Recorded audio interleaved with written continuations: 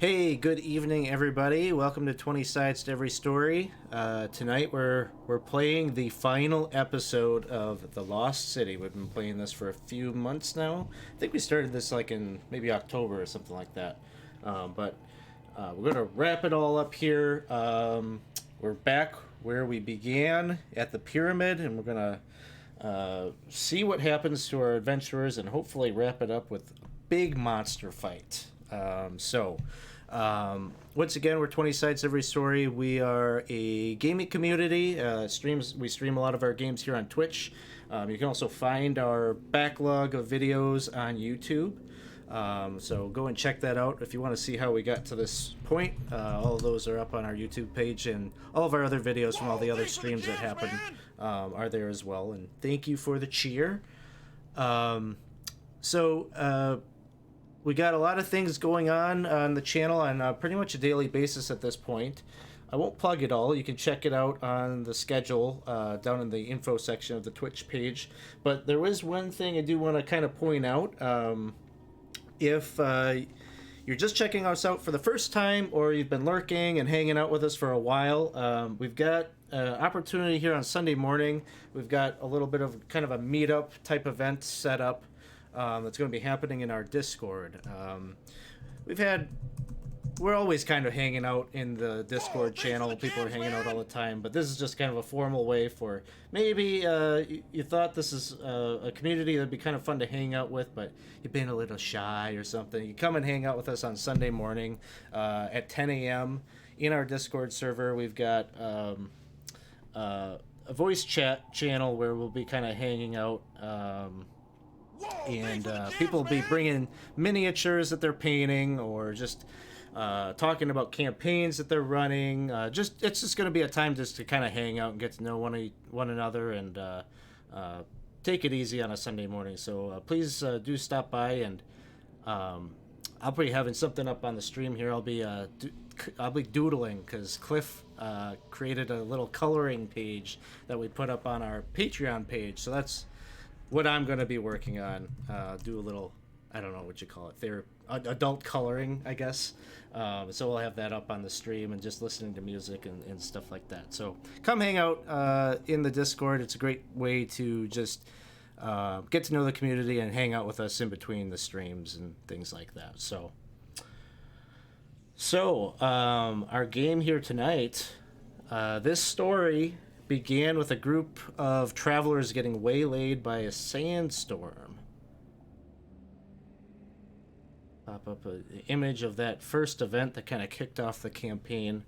But these wanderers, these travelers, these merchants, they came upon a pyramid which was uncovered by the winds, and they began to explore it.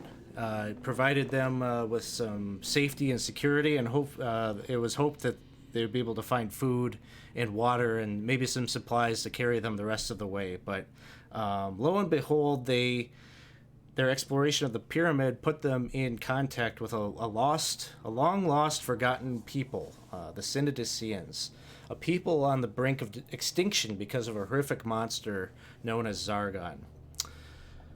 This monster had a cult, he had powerful enemies, and they all together worked overtime to divide and conquer these people. They drugged them, they enslaved them, and they ultimately sacrificed them to this horrific monster to feed his unending hunger. Fortunately, our heroes arrived when they did, and they entered this story at a particular moment when they could have some influence on the outcome and the future of the Synodicians. They acted as negotiators to bring peace to the squabbling and bickering of the three major factions, brought their leaders together, the leaders of the Brotherhood of Gorm, the Warrior Maidens of Matarua, and the Magi of Usamagaris. They served as emissaries of peace to build friendships and alliances where such relationships did not exist with their goblin neighbors. And they fought ultimately as soldiers to reclaim the lost city of Synodicea. And hey, thanks for the gifted subs. That's awesome. So here we are in this final chapter. The party has returned back to the pyramid where the adventure began in hopes of finding the warrior maidens of Matarua and their leader, Pandora, as well as a fellow caravan traveler, a tabaxi named Drifting Rain. All of these participants were caught up in a battle with Zargon during the reclamation of the city. And the party eventually came in the last moments of our last session. The party did find a side chamber where a petrified Pandora was being kept, seemingly as some sort of maybe trophy belonging to these two Medusa sisters, relations of the last queen of Synodicea, who apparently accursed and had extended lives by some sort of dark magic that turned them into Medusa. There was a battle that took place with them, and although they were defeated, it was not before they were imprisoned. They imprisoned Helibet, Pico, and the orc Nybarg with their gaze. But Pandora has been found. Drifting Rain, we still don't know the whereabouts of him. Still a mystery. And the party, as we're opening up here, is in the midst of a short rest as we begin. You've all barred a door where Murray Britt Germain is at. He used his immovable rod to... there were a couple of strange kind of quasi-humanoid creatures in there that... not exactly allies of Zargon, but it seemed like they were appeasers, looking to bring him some kind of gift, something to appease him, and curry favor in a sort of sense of self-preservation. So that's where we are opening up. Helibet and Pico still petrified, but Murray, Professor, and Pusto, you all are in the midst of this short rest as we open.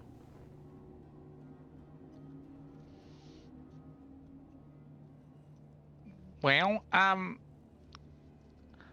think they said they could help us in that door. Maybe we talk to them again? But maybe they like won't help us at all, though. Yeah. And Murray, they were pretty boisterous and like pounding on the door, like they were pleading with you during that battle to like let them out and to free them. They've gotten real quiet. You haven't heard a peep out of that room probably for the past 10 minutes or so as you've been contemplating what to do. Murray? Would probably they hate each other. Maybe. Let's see. He knocks. Hello? Do you eat each other in there? Nobody answers. You can kind of hear there's like movement in there, like, and you can kind of feel, or you can kind of hear like breathing, like you don't think that there's any cannibalism necessarily happening. If it is, it's very subtle. Subtle cannibalism.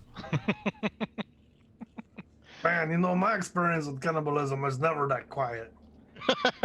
Probably didn't need each other then. Professor, what do you think we do?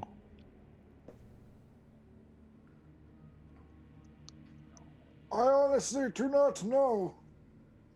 I am, how we say, well, for lack of a better term, stuck behind a wall in this situation. Like, literally? Can't understand what you're saying. Yes, literally, but with the mind. So, like, not literally then? Correct. Oh, man. I don't know. Listen, I don't know what to do is what I'm trying to say.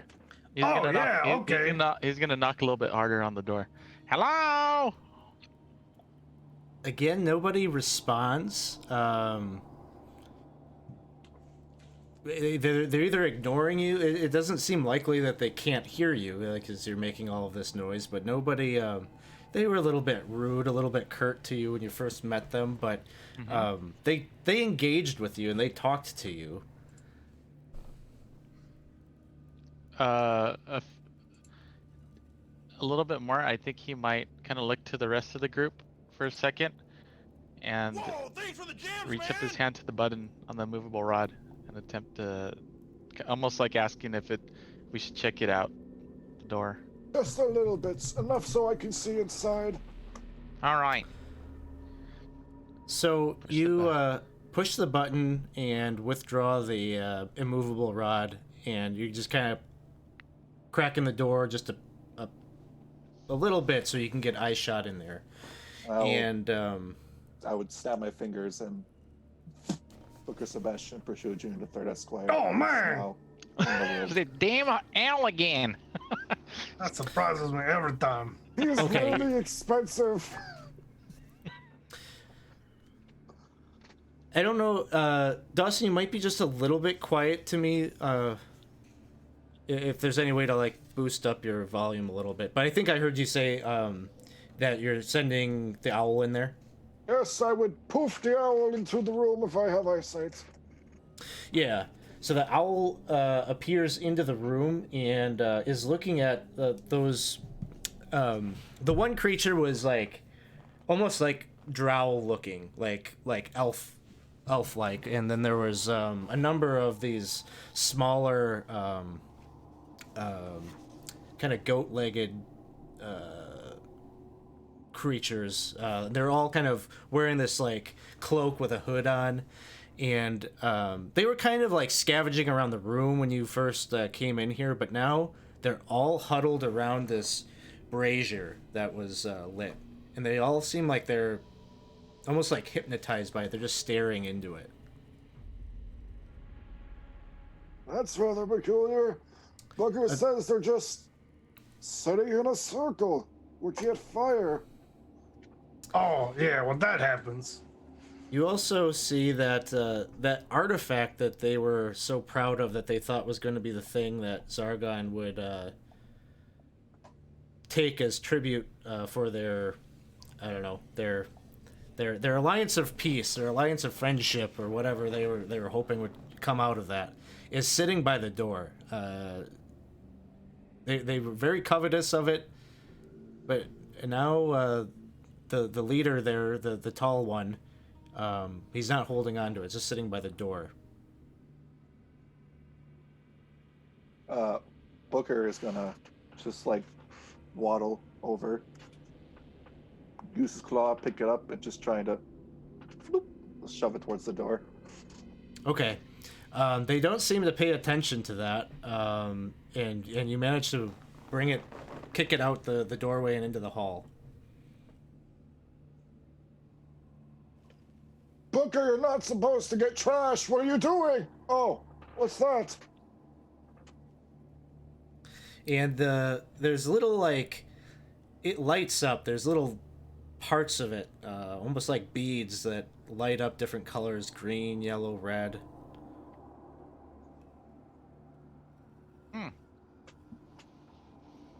This Oh, is that's rather pretty cool. strange.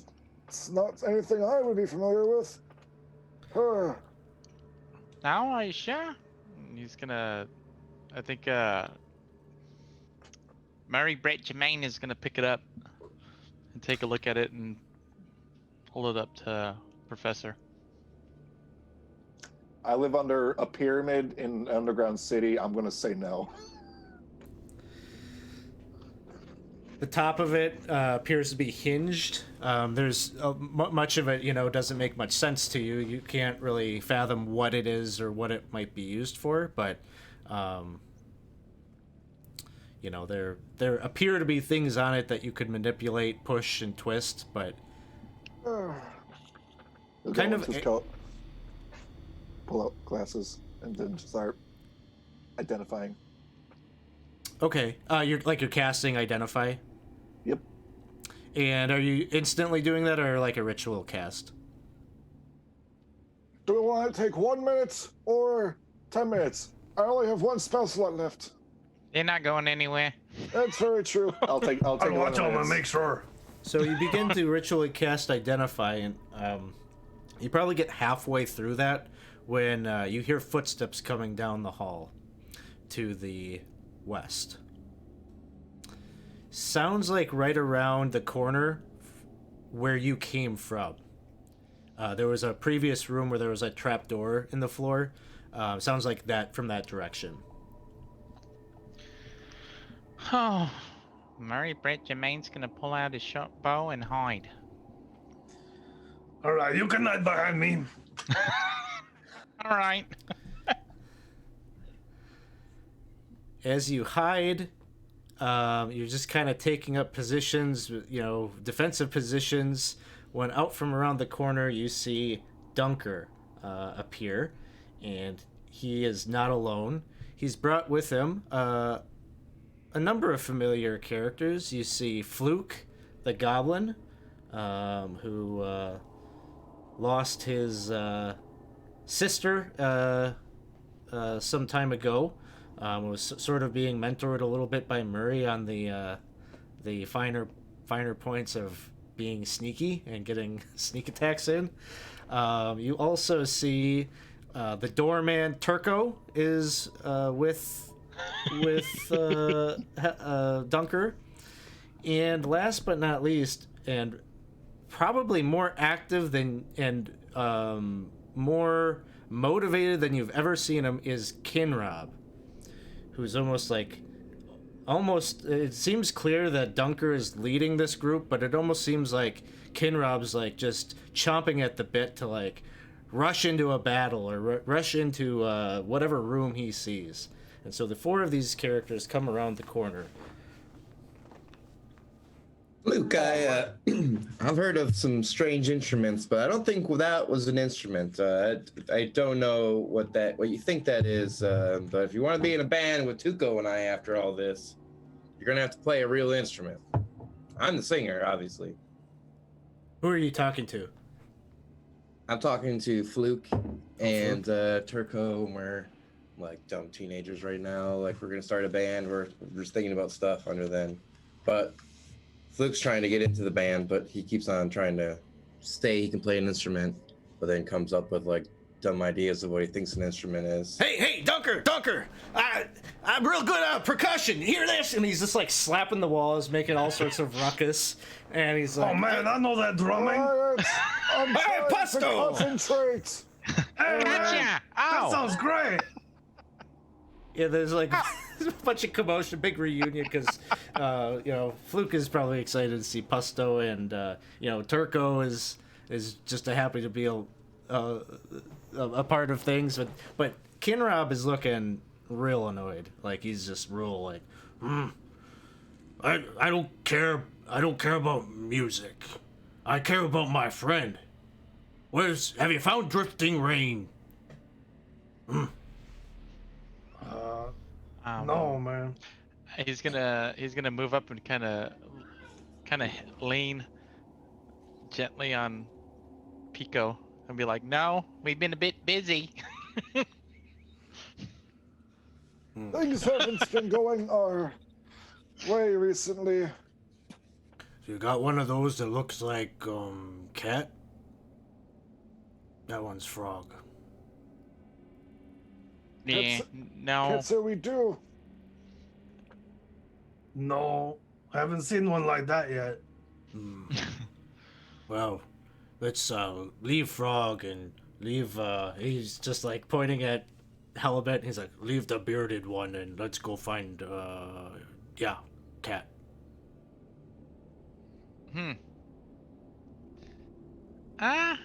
Well, you make a good argument, that's for sure. Yeah. And so there's some conversation happening here and some reintroductions. Halibut and Pico, the way we kind of played this was you have awareness, like you're aware, you're hearing this conversation, you just can't do anything about it. But your awareness of the world around you is very much alive. Your eyes seem to be, you're kind of like looking out in sort of like a glaze, almost like you're looking through this sort of opaque glass. But it starts to kind of clear up just a little bit for like a moment during this time, and you're seeing something that it seems like the rest of them can't see. Coming down the corridor is this gnomish looking character, wearing very colorful robes, and sort of a boyish face, and he's just kind of capering around and kind of dancing and frolicking, like he's just like in his own little world, and he's just really enjoying himself. And you notice as he takes flight at one point, and then you could see that there are like these angelic wings on his back as he's kind of soaring around a little bit in the background, and then he it looks like he like locks eyes with like each of you in the petrified state as he makes his way down, and he comes right over to you, Helibet, and he's like looking at you and like sizing you up, and he says, well, ladies and gentlemen, look at this. I have seen some stone cold audiences in my time, but this is really rocking my confidence. No, I don't know. What can we do here? Oh, and he's looking at you, Helibet. He at times gazes over at you, Pico, too, but he seems really interested in Helibet. He says, Gorm told me about you. He told me he spoke to you, and he told you about the great need that we have. This whole Zargon problem. It needs to go away. And I think that you're part of the puzzle there. Even as you stand completely still, unable to tell me what. Oh, I wish I would have been there for that conversation. And then he comes over to you, Pico, and he's just kind of like tapping you on the forehead. I have been. I'm sorry, I haven't introduced myself. My name is Usamagaris. Nice to meet you. I think you've probably heard of me. Yes. But I think Gorm mentioned something about you too. You're going to be really important. And you watch him. He kind of like leaves your vision for a second, but you get the sense that he's exploring that room behind you where you found Pandora, and he says, "Oh, and one of the warrior maidens is here. My, this is fortunate. You're all here. This I can reverse. This I have a little spark of magic that I could turn time back and make you as you were, but you have to promise me. That's going to be hard for you to do in the state that you are, but I know, I'm going to take it on faith that you're going to help us out. The fate of Synodicea. No, the entire world rests with you. Yes, it rests upon your shoulders. Zargon's might, he's about ready to leave. He's about ready to make his way up to the upper world. And once he does that, once he emerges, his insatiable hunger will grow and grow and grow. Pretty soon, he'll be impossible to contain, much less defeat. He must be stopped now before it's too late. And you just watch him, he snaps his fingers, and like he immediately disappears as you all kind of feel that glaze in your eyes starts to subside. The world becomes very clear, and you're starting to get feeling, almost like you've been out in the cold for a long, long time. You're starting to regain feeling in your fingertips and in your flesh. And as this is happening, it'll become apparent that it wasn't just the two of you that Usamagaris unpetrified, but the orc that came with Somalian, Nybarg, he's coming to as well as Pandora.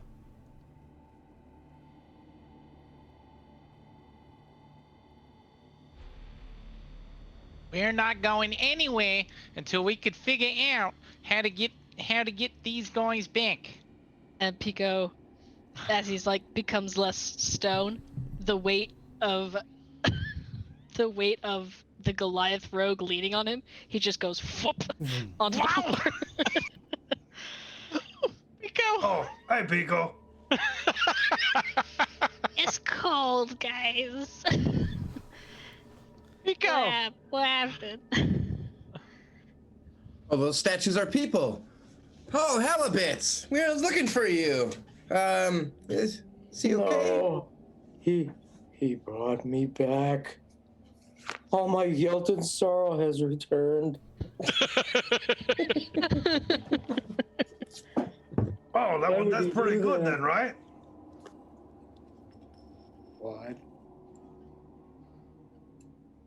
Professor's mouth is just. Huh? Did you guys see the You smaller didn't see individual the with the little wings? guy? Yeah. This is a little fellow. He was really Who's some of colorful. ours? With like wings? No, Yeah, that guy. Oh no, okay. Yeah. not today. Nybark says, I saw him. He called himself Usmagaris, but I know that his true name is a boss. Oh man, I think I'm still got some kind of a headache. I forgot what our goddess's name was. Free love. Free That's love, that's it. okay. That's okay. I figured it was made up anyway. Wait, Just kidding. you met who? Who's some of ours? I probably lost Man. concentration on the ritual at this point. Because, like, oh, That's a weird name. This He was a sounds weird- familiar. He was like a littler guy with really colorful clothes, and he flew around a little bit, and he said something about importance, but a little fun, a little dusty. I'm a little dusty on the details. Kind of gnomish looking. Yeah, that too. Pandora emerges from the background, and she seems to kind of nod in agreement. She says, "Indeed, that was the god of the Magi, Usumagaris. When he came in to that chamber there to undo the petrification on me, he whispered something, an apology that he couldn't do more."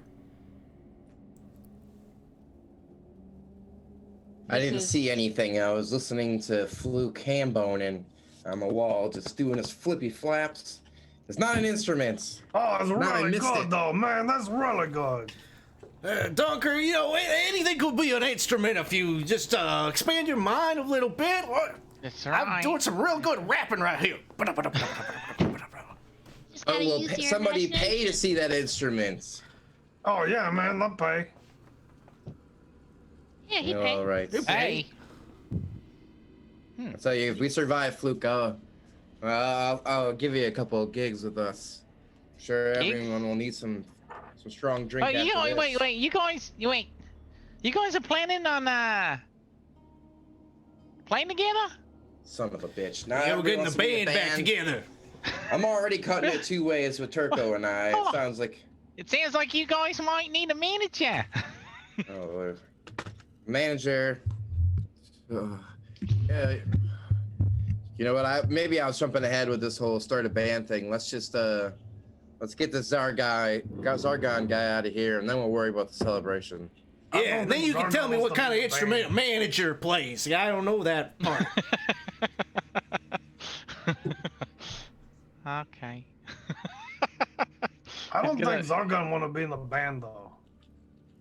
I look over and I go, managers play the coin purse. Oh, I bet that's got a real nice percussive sound. You make it kind of like tambourine. Jingling. Mary Brett Germain will look over at Pandora and tuck in his shirt a bit and go, I'm happy to see that you're okay too, Pandora. Well, Maria, I'm glad that that I'm still here to be a part of this, but all of the other warrior maidens are gone.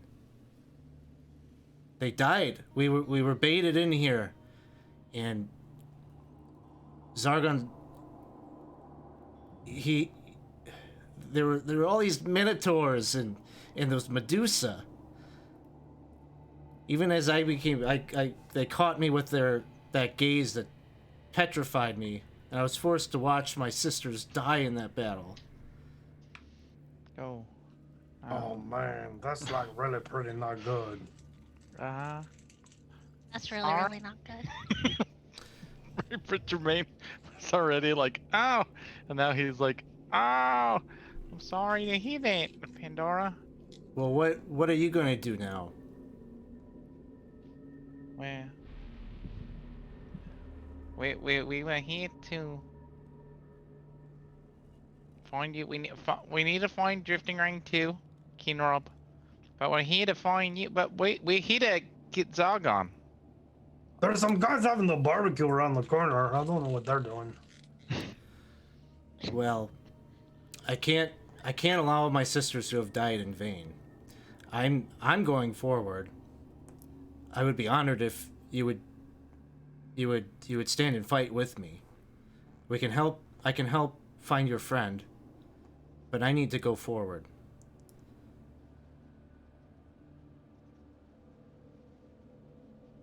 Oh man, you make a good argument too.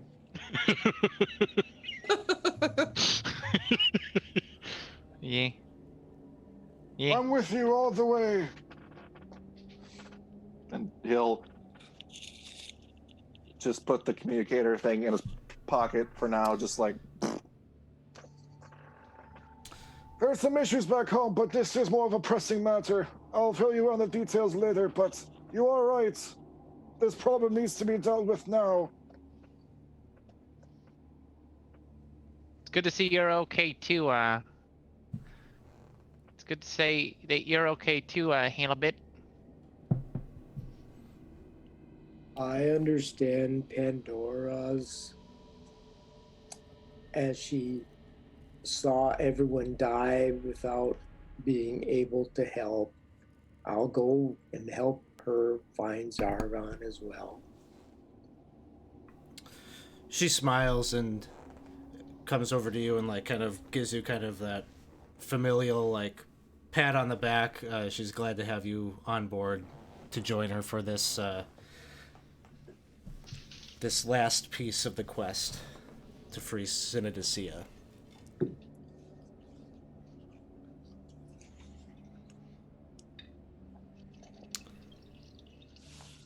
So, Kinrob is sort of leaning on you all to press on, and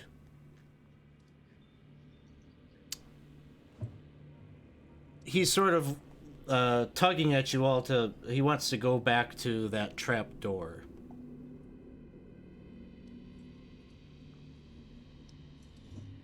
Oh, Okay. that's probably the most logical place they would be. Oh, I don't like this.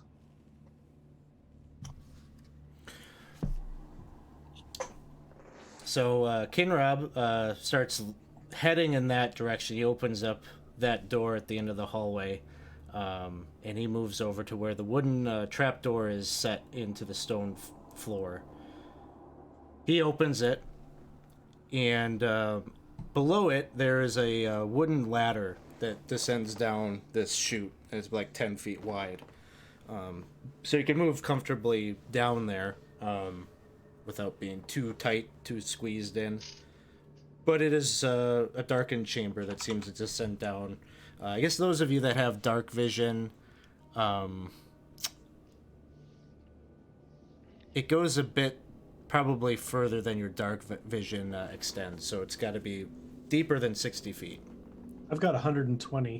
120? Okay. We'll say it's like 100 feet deep. You could see where it like touches off the ladder. I'll go down.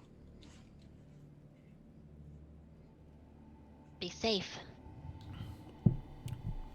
So I think Pusto is heading down, and Kinrob, of course, is heading down pretty immediately. Is this kind of the forward scout, or is everyone kind of jumping on and heading down together? I'm gonna go with them. I'm going with. I think we'll move. Yeah. I'm gonna wait behind just a teensy bit, and as long as I don't hear screams, I'll probably follow after because I don't think Grung have dark vision. So he's just gonna wait just a second before following it. Floop, floop, floop, floop. More Sounds balls good. of light appear. Mary Brett Jermaine will run back and close the door. Turco says, "Hey, All right. you don't need to do that, man. I'm here. I'll get those doors for you. I can open them. I can close them. You are really good. You are really good. You are a professional, sir. Make sure you not- close the trap door when you come down with us. Oh, no problem. I'll be a caboose. That's all right. Turco, don't mind being a caboose. I'm real good at that. Nybarg kind of hems and haws a little bit. He's probably at the end. He doesn't know where Somalian went, but he heard something about killing some big monster, and that seems like a great way to impress his goddess, whatever her name might be. But he knows it'll be good once he remembers. By the way, your buddy was really heartbroken. He thought he lost you. He went into a rage, almost like he was drunken or something. He just couldn't stop talking about you. I'm sorry. I'm happy to see you're okay too. Yeah, the boss, he likes to dip into the sacramental wine. And he says all the wine is sacramental, so. Uh-huh. I So still you- think this is a cult. Opening up the trapdoor, and the first couple down brings you down.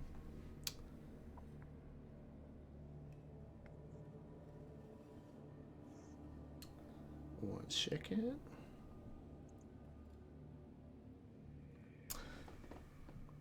So we got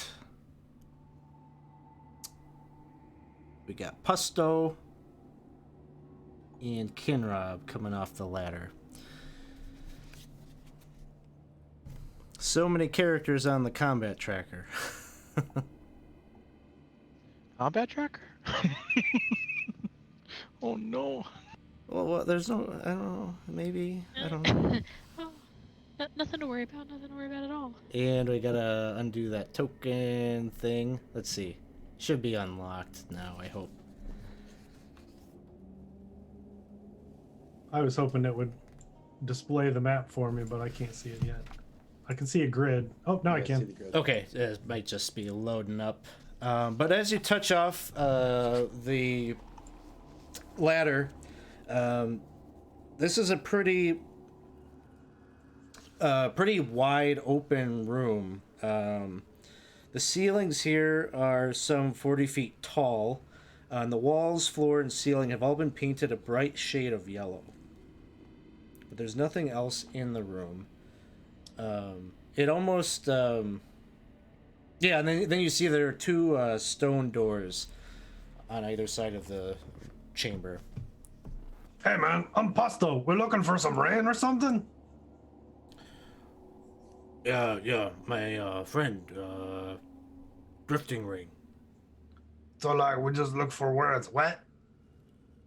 He's a cat. Like a cat, Oh, person. cats don't like to be wet. No, he doesn't like it. Okay. He's a tall talking cat though, kind of Yeah. yellowish, with spots. This room is kind of color like him. Oh I don't man, think it's rain of that color is that's bad. That's bad news. I think it's safe for everyone to come down. Should we let them know? Or keep Oh it yeah, hey, ourselves? it's good. I don't really like the big crowd. Maybe you and me go ahead and find them ourselves. Yeah, okay. On my way now. Yeah, okay, man. Which way? I'll go this way. Okay. Up top, did you say halibut? Were you heading down? Yes. Okay. Anybody hanging back? I guess at this point. No, I- I'm kind of yelling at Turco. I'm just be like, dude, you're not a door opener anymore. You're like a hero or a fighter like us. Like, we killed that ghoul dust guy. Like, don't open doors for anyone. Knock it off, man. Like, you gotta exude some confidence. You're saying so? What I'm hearing you saying there, Dunker, is stop opening doors, start kicking them down, huh? Well, I mean, be polite to your friends, but like, don't don't grovel. Don't let them push you around. Just hold your own. Well, I kind of like holding my own in the back. That's, Yeah, me Dave- too. That's why we were buddies. 'cause Well, I'm he- not running to the front line either, Turco. You know that. Stop telling me to go run up there and start getting myself killed. Yeah, silly. It sounds like it's trying to push him forward. I'm just saying, stop opening and closing doors for everyone. It's okay. Hey, man, he's let me my get buddy. this door for you.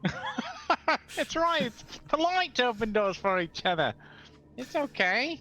So we'll get that door open. And then let me get all the other tokens down here. We got Murray. We've got Dunker in the back. We got Fluke's eager to get up in there. Kinrob. We got Pandora. We got Pico. Professor. And Turco, Nybarg, and Helibit. Or Helibit's already down there. So I think we got the whole gang. So, Pusto, you open up that door, gives you access to a very wide, like 20-foot wide, or about 10-foot wide hallway. And you see that there is a half giant. Oh, where is that? I don't know where my pin is, but I'll get it set up. But basically what you see is there's the half giant there that seems to be like pushing a smaller humanoid forward. And that individual just ducks out of eyesight right around the corner here. I'll get the token out so you can get a sense here. When you said they were dragging, does this match the drag marks that we saw from the last session when we were following those? I think he determined that was Pandora as a statue. Gotcha. Okay. Something that different. was Okay. Yeah.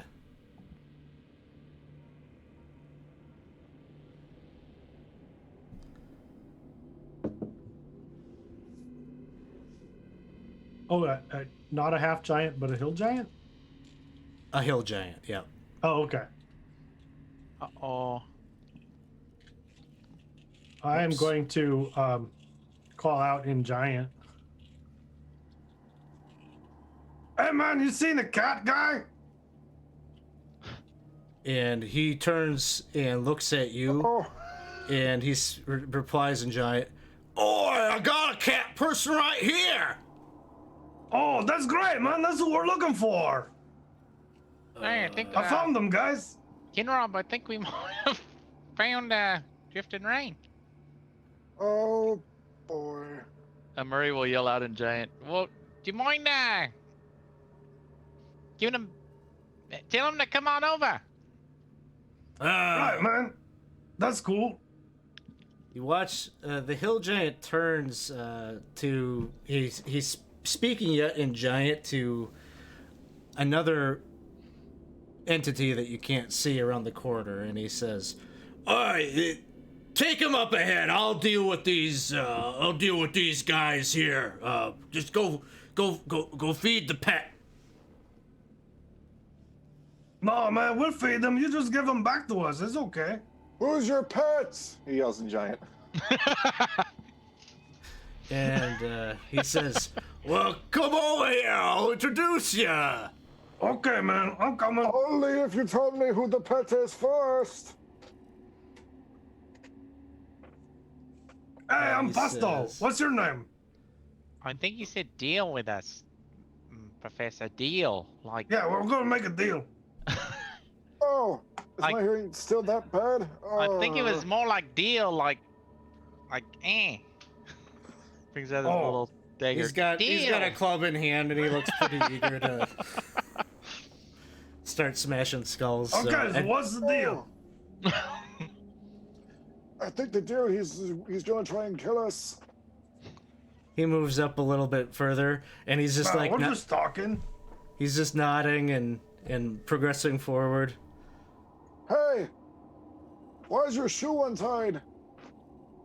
And I think right here is where we're going to roll initiative, because talk at him all you want. He's coming to smack you. So Why is your Yeah. shoe untied? Roll initiative. It's an honest question. we'll roll it all up here, and right at the top is Fluke. Fluke, not so sure of himself, but he gets up here, and he's got a javelin in hand, and he's just kind of got it readied. He's just got it readied, and he's looking over at Dunker. He says, "You just say the word, boss, and launch this right at his head." And then it is Pico's turn. Pico would be listening, doesn't understand a thing, but hears something really big getting closer. Peeks around. Oh, Jesus! Or different type of god. And then Jeebus. Jeebus, that's what it was. Jeebus. Oh crap! Oh crap! And he's gonna do he's gonna do a ice knife. That's what it is. Let's see. Click the button. Click the button. Ooh, All right, that's a hit. Good. that's a nice knife. Okay, and piercing, and then it explodes. All right, he fails to save. Nice. Another 7 points. I love ice knife, and he'll do shillelagh just to be safe, and back up even further. Yeah, maybe right around here. That's my turn. All right, duck behind Dunker. It's a good spot. Yep. Yep. Murray Britt Germain. Well, we all know what Murray's gonna do. Somersault time! Whee! Just big car wheels on the hole. Cartwheel, I guess, instead. Whee! Yeah, as soon as I did, I said that was more of a cartwheel, Isaac. Oh well.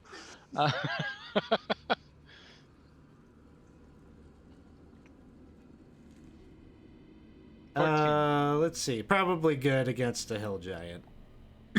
Yes, you're good. All right, I cartwheel back in the whee! Yeah! Right in his nose. All right, here we go. I gotta get this set up. There we go. Advantage. Here we go. Shot bow. Me. Oh, I had ammo. That's fine. You got it. All right, here we go.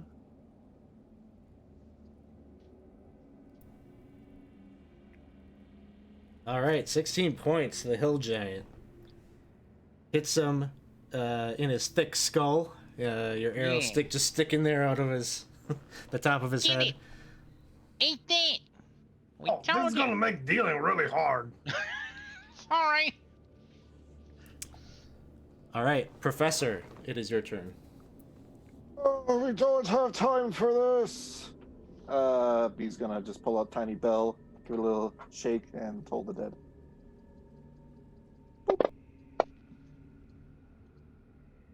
All right, you got it. Damage. Ooh, 12 points. That's it. All right. Next up is Dunker. So, anyways, Turco, you can open doors as a nice thing, but it's not your designation. Is what I'm trying to. Oh, what, Fluke? Oh yeah, kill the giant monster, and then I'm going to pull up my short bow and shoot down this hallway. Hey, Alex, I just noticed my effects has me as unconscious. Oh, okay. Are you guys aren't able to take those off, huh? I think I can. Oh, I can take that one off. No, I can't. I can You just. can't. Okay. Let me see.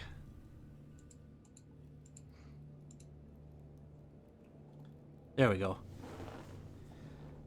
All right, so I'm gonna longbow this guy.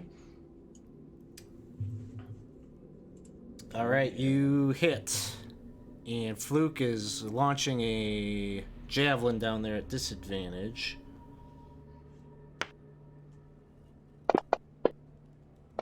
Minimum damage. That's off.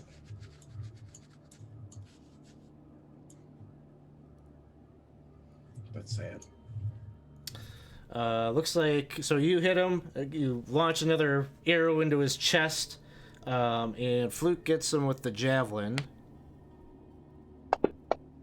and hits him for 5.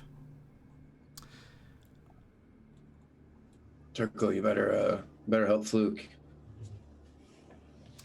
You hear a voice down the corner just say, "Oh guys, it's me. It's your help! Help! This big fella's got me tucked under his arm. Oh God, help!" And Drifting Rain will attempt to escape now that he doesn't have 2 of them on him. Maybe he can make.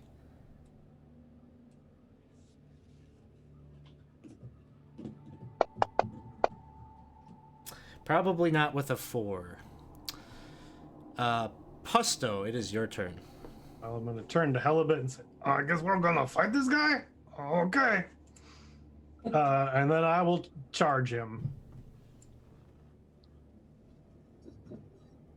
And attack. Oh, I can't click my thing. All right.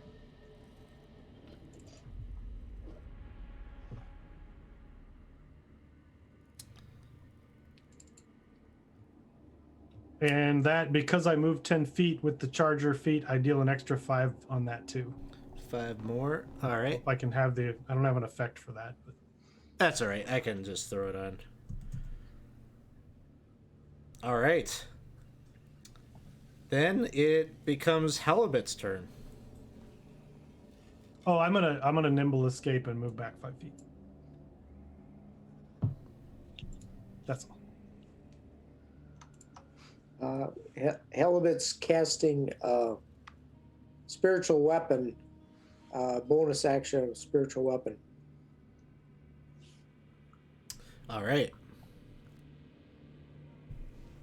I'll pull a token out here. Go ahead and make your attack roll.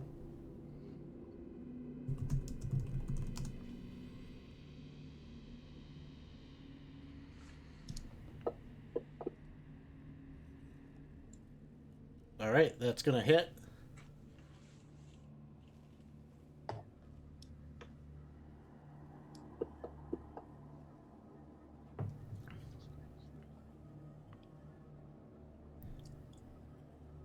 And then he's going to move up and attack with his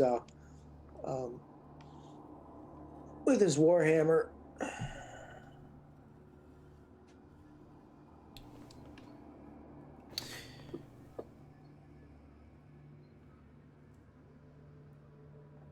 That'll hit. Now, where did we land on that? Did you imbue that with your cleric ability to make it magical? Yes, I did. Okay. So then, is this actually 16 points? No, I put it. It's both you put it on attack there. and damage. Okay, you already factored it in. Okay, that's what Yeah. I just want to make sure. All right, cool. So you smack into him. He's not looking so good as we turn here now to Turco.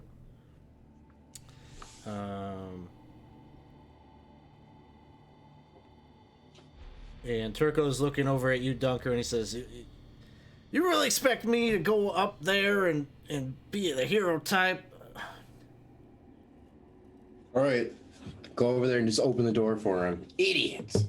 I'm not gonna open the door. I'll stand by the door, though. That's where I'm comfortable. And he's got a sword drawn, and he's just like ready to like jab anything that comes near the door, but he doesn't go through the threshold. He's like, "I know my place."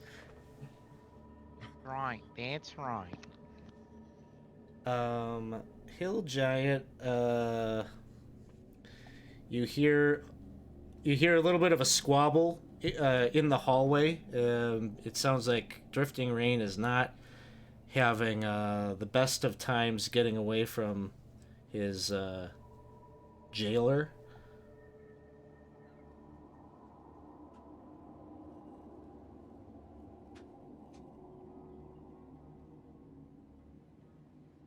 And you hear a door open up in the distance.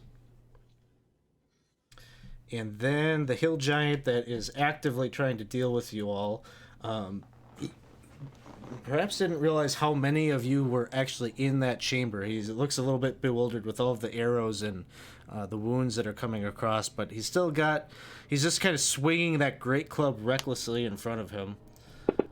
One attack at Halibut is going to miss.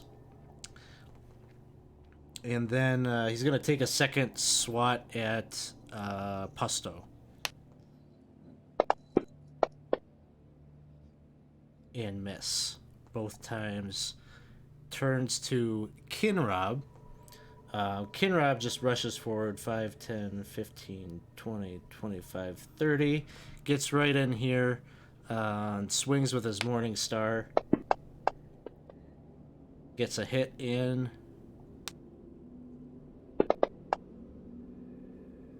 Deals 15 points. And then it is Pandora's turn. She moves up across the threshold of the door there. Oh, she doesn't have her ranged. Okay.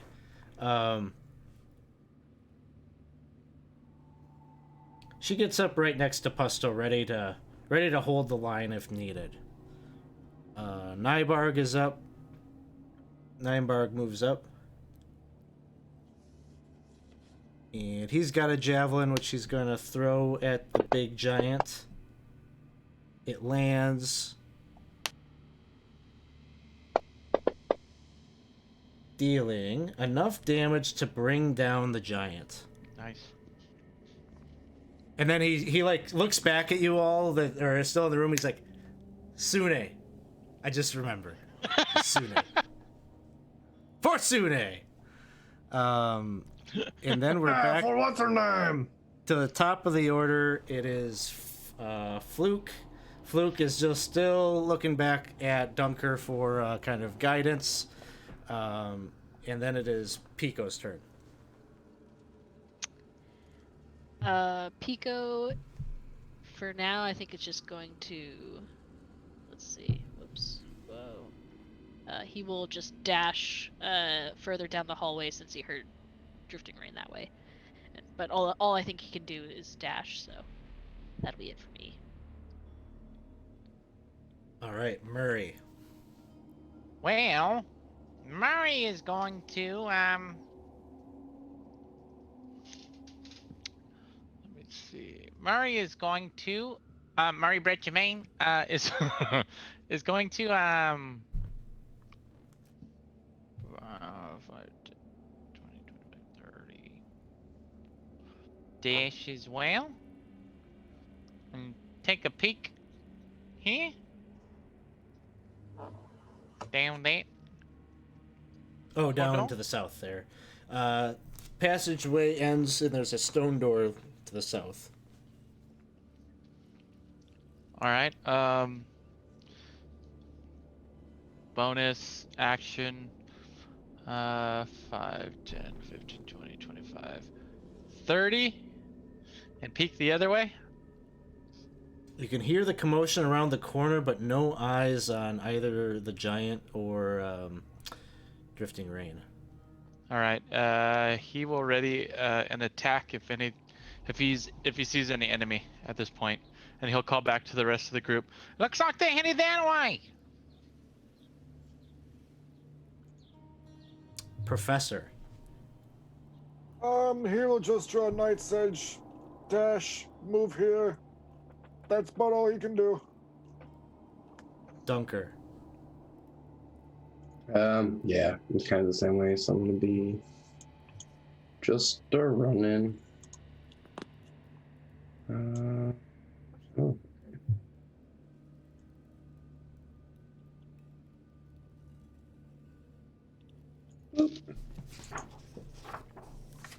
Just running. And as I walk by, I'm like, "Don't you open that door for me, Turco. Let's go." And I kind of bang into both of these knuckleheads as I walk past them. All right, Drifting Rain. Maybe has an opportunity here. Let's see if he can escape. He rolls an 18. That's pretty good. Opposed by the Hill Giant. He gets away. He's gonna end up taking a swing as he's running.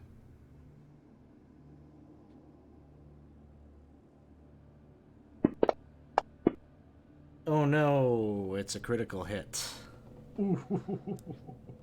Oh no. Oh yeah. Uh-oh. Oh yeah! Oh yeah. He's still alive as he comes running around the corner here. And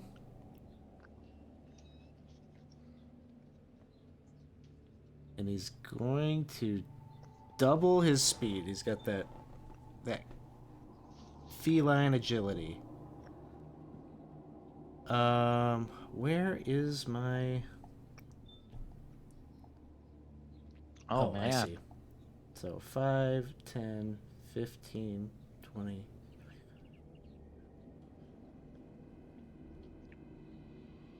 He gets right by you, Murray Jermaine. He's just like super hyperactive, and you can see he looks like he just took one right to the face. His face is just bleeding, and his nose is a little askew, and he's like, "Oh, Murray, I'm really glad to see you. They were gonna feed me to something. I don't know. It's some kind of pet. They keep referring to a pet. He's coming. He's nasty." All right. Yeah. Well, I don't know if I'll protect you, but there's many others that will. Good to see you too, and I almost shot you. Because he did. As soon as he turned the corner, he was like, oh. Drifting Rain turns as you say there's others, and he looks back and goes, "Oh my gosh, all you guys come looking for me? That's real nice." Yeah. And Especially then it is- Kinrob. Oh, hey, Kinrob. Long time no see. I'm glad you came. Good to see you. And then it's Pusto's turn. All right, I'm gonna move through and I'm gonna dash so I can get to here. And then I'm going to bonus action hide.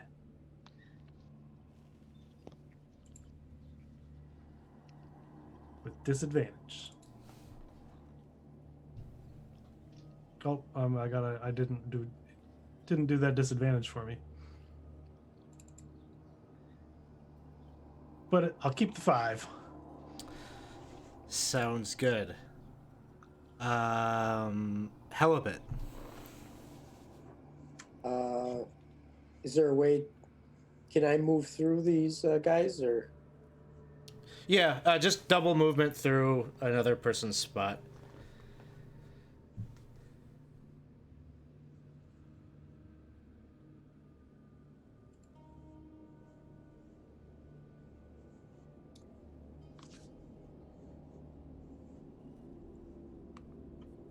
And I think I can move this up here too. Perfect. Oh, and I'm as I'm coming. Well, since I dashed, I guess I can't do that. I was gonna well, I guess I can. I can do a bonus action, right? Isn't it a s- bonus action to move your weapon? Oh yeah, you're right. Uh, I think I'll leave the weapon. Where was it? Right here. Yeah. I'll leave the weapon right there for this turn, and I'll use my bonus action to cast Healing Word on Drifting Rain. Oh, okay. Sounds good. Hey, much appreciated there, Helbet. Oh, my nose, it helped stop the bleeding. I get those nosebleeds sometimes when I get hit in the face by a giant club. Well, it's pretty dry here, you know. Yeah, it's the air. Turco is up. And he sees Dunker has gone through. All right. 5, 10, 15, 20, 25, 30. Right behind you there, Dunker. You need a door closed behind you. I'm your guy. I don't even say anything. I don't even look at him. I'm just. Hey, Dunker, come on. We all got our style. Don't be mad. Don't give me a cold shoulder. Give me a warm shoulder. There. He starts massaging your shoulders. You're the champ, you're a real champ. You get up there and you fight. You're the hero of this story. The hill giant is gonna come lumbering down here.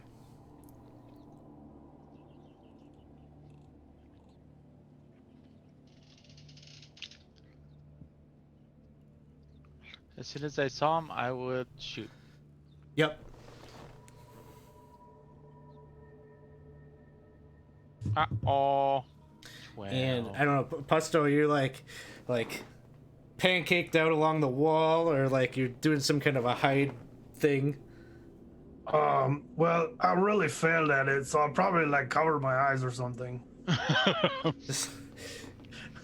Just like you can feel he's like towering right over you, and he's gonna bring a couple of swings down. Oh, hey, man. I'll say in giant. Oh, hey. The 21 misses, and second attack,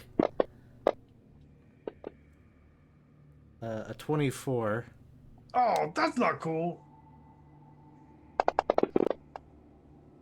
for 11 points. Kinrob, he just kind of like smacks his morning star against Turco, and he's like, quit, what's the word? Clowning. Quit clowning around. Let's go.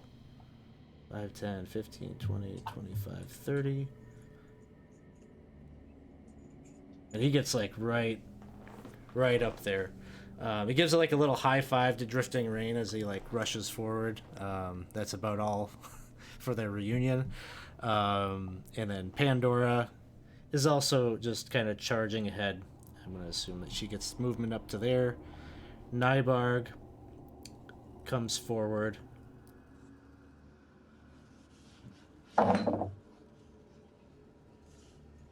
It's to there.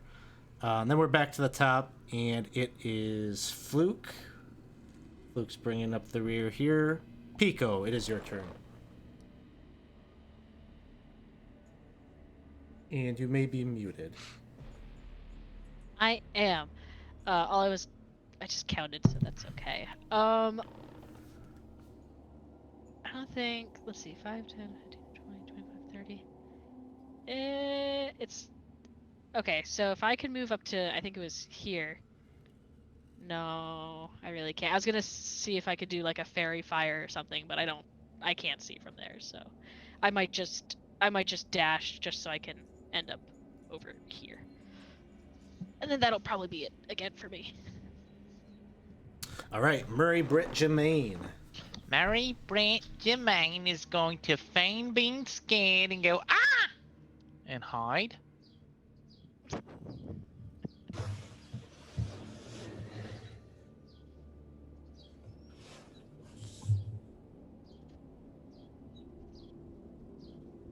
Oh yeah, you're very well. Oh, yeah. All right, in that case.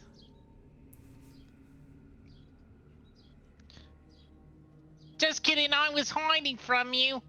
Didn't expect this. Ooh. I definitely did not. Ooh. You didn't see it coming. He's gonna pull kind of like a little vein. A little vein is gonna pop out of his neck. Is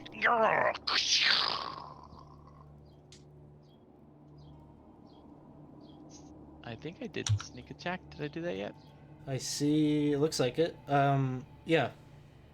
2d6. Okay. Whoa. 26 points. Yeah, right. Ow. Has impact. He kind of stumbles backwards a little bit. Anything else, Murray?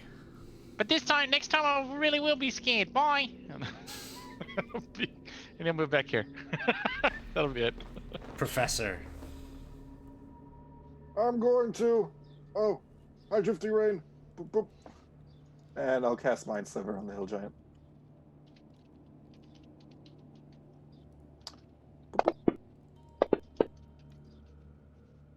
Ooh, yep, you got him.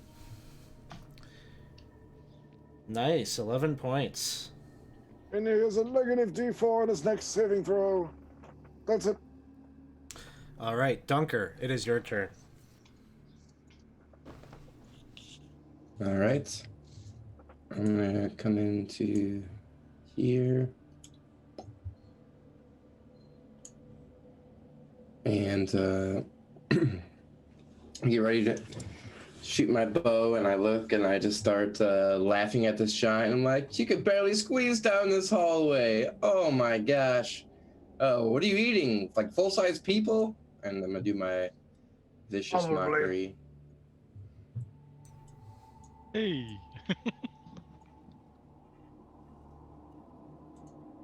So that is my vicious mockery. Doesn't use any points, right? It's just canticle. And that is my turn. And then I'm gonna yell do you wanna- at. Do you want to click and drag the saving throw onto the... Oh yes, sorry.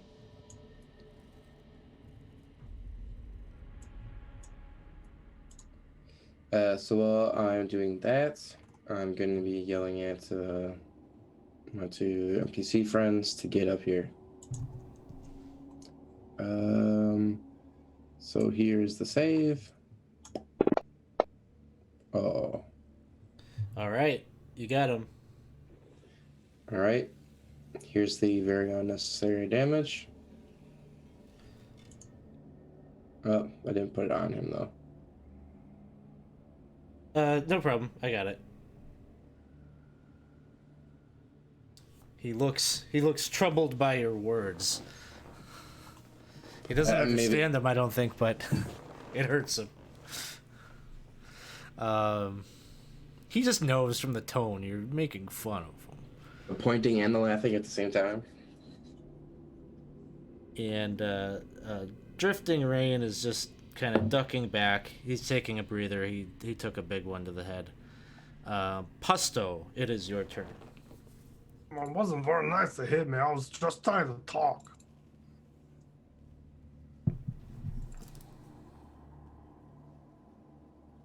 So I'll hit him back for 9. Oh, I didn't have him targeted. Whoops. That's all right. I bring it on him.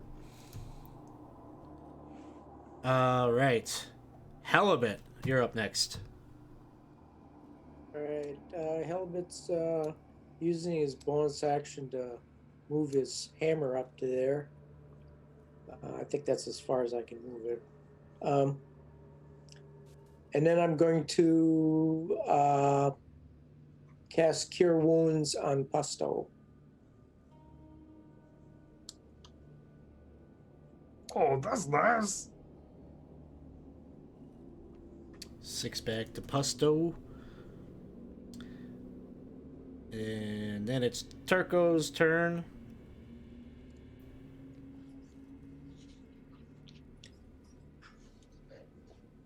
He just gets right up to you, Dunker. And then it is the hill giant's turn. And the hill giant, he reaches out to grab hold of Kinrob. Grapple him. And he's got a 20 versus Kinrob's 5. So Kinrob, his left hand kind of reaches out, grabs hold of him, and he just begins pulling him with him. Husto, he's gonna leave your Okay. range or your reach. And you get a crit, Nice. and that's 12 points as he tries to abscond with Kinrob. Gonna drag and Ah, you put that along down! with him. Bad dog!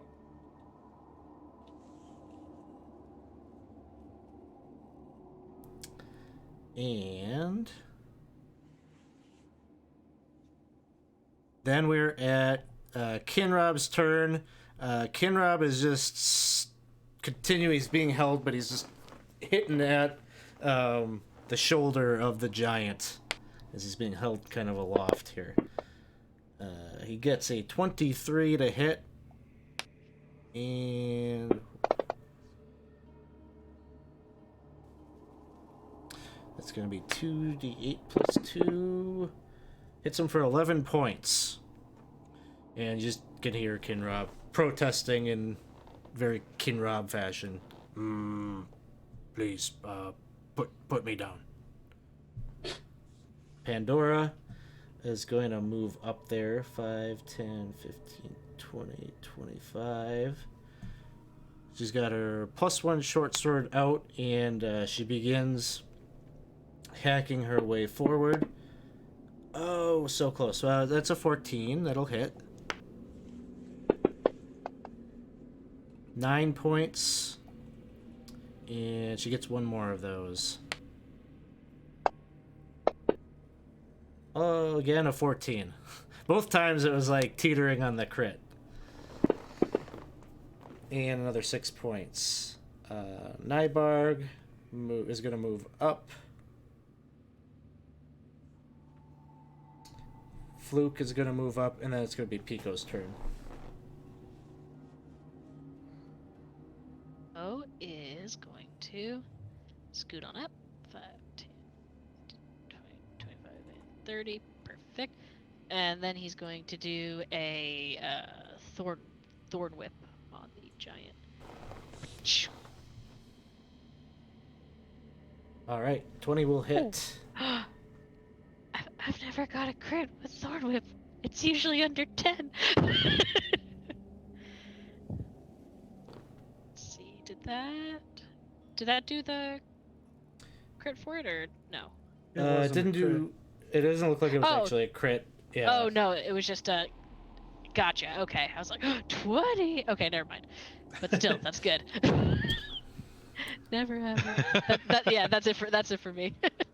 Murray Britt Jermaine. Yep. All right. Well, I guess I'm hidden already, but I guess I'll roll. Because why not? Guess who's really not scared? It's not me. It's him. He's the one running away, not me. Right, Professor? He's scared of us. It's like bees. 22, is that enough? Yeah. Oh yeah. You got it. All right, here we go. 10, 15, 25.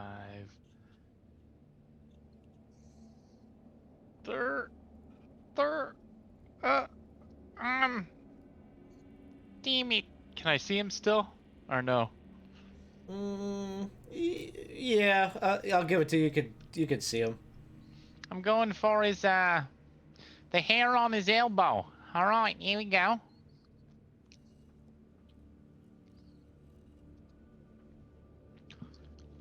He's gonna yell out in giant. Where you going?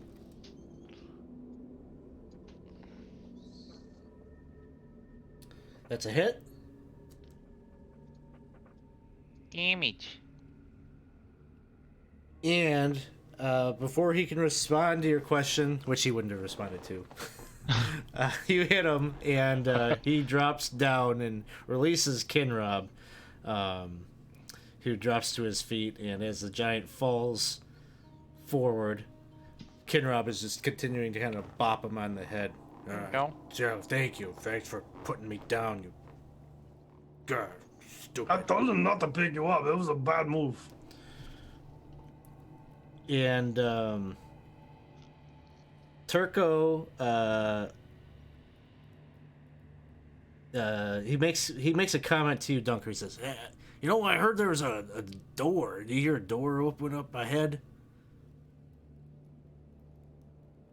You're saying you're shaking your head, but I know you heard it. You heard it just as I did. There's a door up there. You're saying I can't go up and close it? Damn it, Turco, you're not a door lord or what the hell. You're just... You know what, Fluke? You're in the band. Hell yeah! Yeah, Fluke's real excited. My wall drumming's gonna take off big time. And Turco's looking at you, Dunker, and he says, "Am I to understand, does it mean I'm out of the band, or am I being subbed out, or is he just in addition to me?" Maybe you can just take payment at the door. Oh, gotta have a good door guy. It's true. I could do It's that. true. He's highly qualified. And you're out of combat.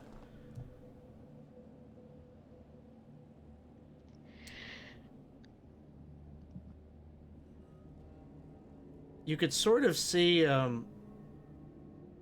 Pandora says she's looking ahead and she says, "It might not be a bad idea for one of us to close that door." Turco, go close the door, please, and thank you. And he says, "It'll be my pleasure." And he goes moving ahead. He's gonna die. Excuse me, pardon me. Let me get Hell up yeah. and head up here. Get it, And buddy. he goes up and you just hear him say, "Oh my God! Oh my God!" He slams the door and he says, "Oh, there's a thing in there with it's got a lot of heads. Like at least I don't know, like 7 heads."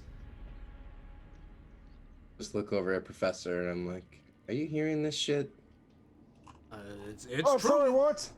This thing's got multiple heads and Turco doesn't even have one. No, I'm so sorry of how you're hearing. It's been a lot of lightning in close proximity. My ears are not in a good place. You said a thing with multiple heads? That's what Turco said. Yeah. Multiple heads, he said. Ah, you'll have to shout. I'm right here. Miss Lady, you saw it too. Please verify the thing with the many heads. And Pandora says, "I believe it was a Hydra. It must have been a thing that the giant spoke of that it was going to feed your friend to." Ooh, Hydras are bad. It's probably best that door stays closed for now. You see anybody else in there, Turco? I didn't really look. I just needed to see the 7 things. I mean, we seen Zargon. He only got 1 head, so that's not him. He also has like 80 different arms. And he Yeah, but not definitely heads has. on him. I noticed the horn. Definitely has a little horn. He's a little horny, it's true. Yeah, definitely. Doesn't he have one eye too? Yeah, Is he purple? he's one-eyed, 1 horn. I haven't seen him fly, though. He didn't have wings? No? Okay. Let's go Yeah, find one of these people, Margon. though. We know that's not him behind the door. So, like, I don't know that we have any reason to go there. Maybe it might be good to brace the door up with something. Do you guys mind helping me? He's gonna start attempting to try to push up the corpse of the shield giant up against the door. Oh, yeah, man, sure. Propping it up against this door right here to just kind Yeah. of brace it and keep that thing contained. Mhm. You do that and you push the body up and keep it flush against the door there. Seems like it'll make a decent enough barrier. The passageway is pretty tight for a hill giant to be walking down, so this is a good barrier. While that's happening, could I have a small conversation with Drifting Rain? Yeah. Are you And he- all right, my little feline friend? Well, I'm all right in comparison to being fed to a hydra, so I'm pretty pleased about being alive, but I do hurt a little bit. Well, that brings up an excellent question. What happened with Zargon? You kind of followed the call of the warrior maidens and kind of got trapped. Oh yeah. Well, gosh, I did kind of get conked out there, but Zargon, he led us into that big worship area of the Synodicians, and there were all these hideous bull-headed monsters and the two Medusa. As soon as Zargon led us into the chamber, he withdrew from the fight. It almost seemed like he was just observing, and I noticed his wounds, they healed up. Everything all the damage that we dealt to him back in the city, it was like it didn't matter.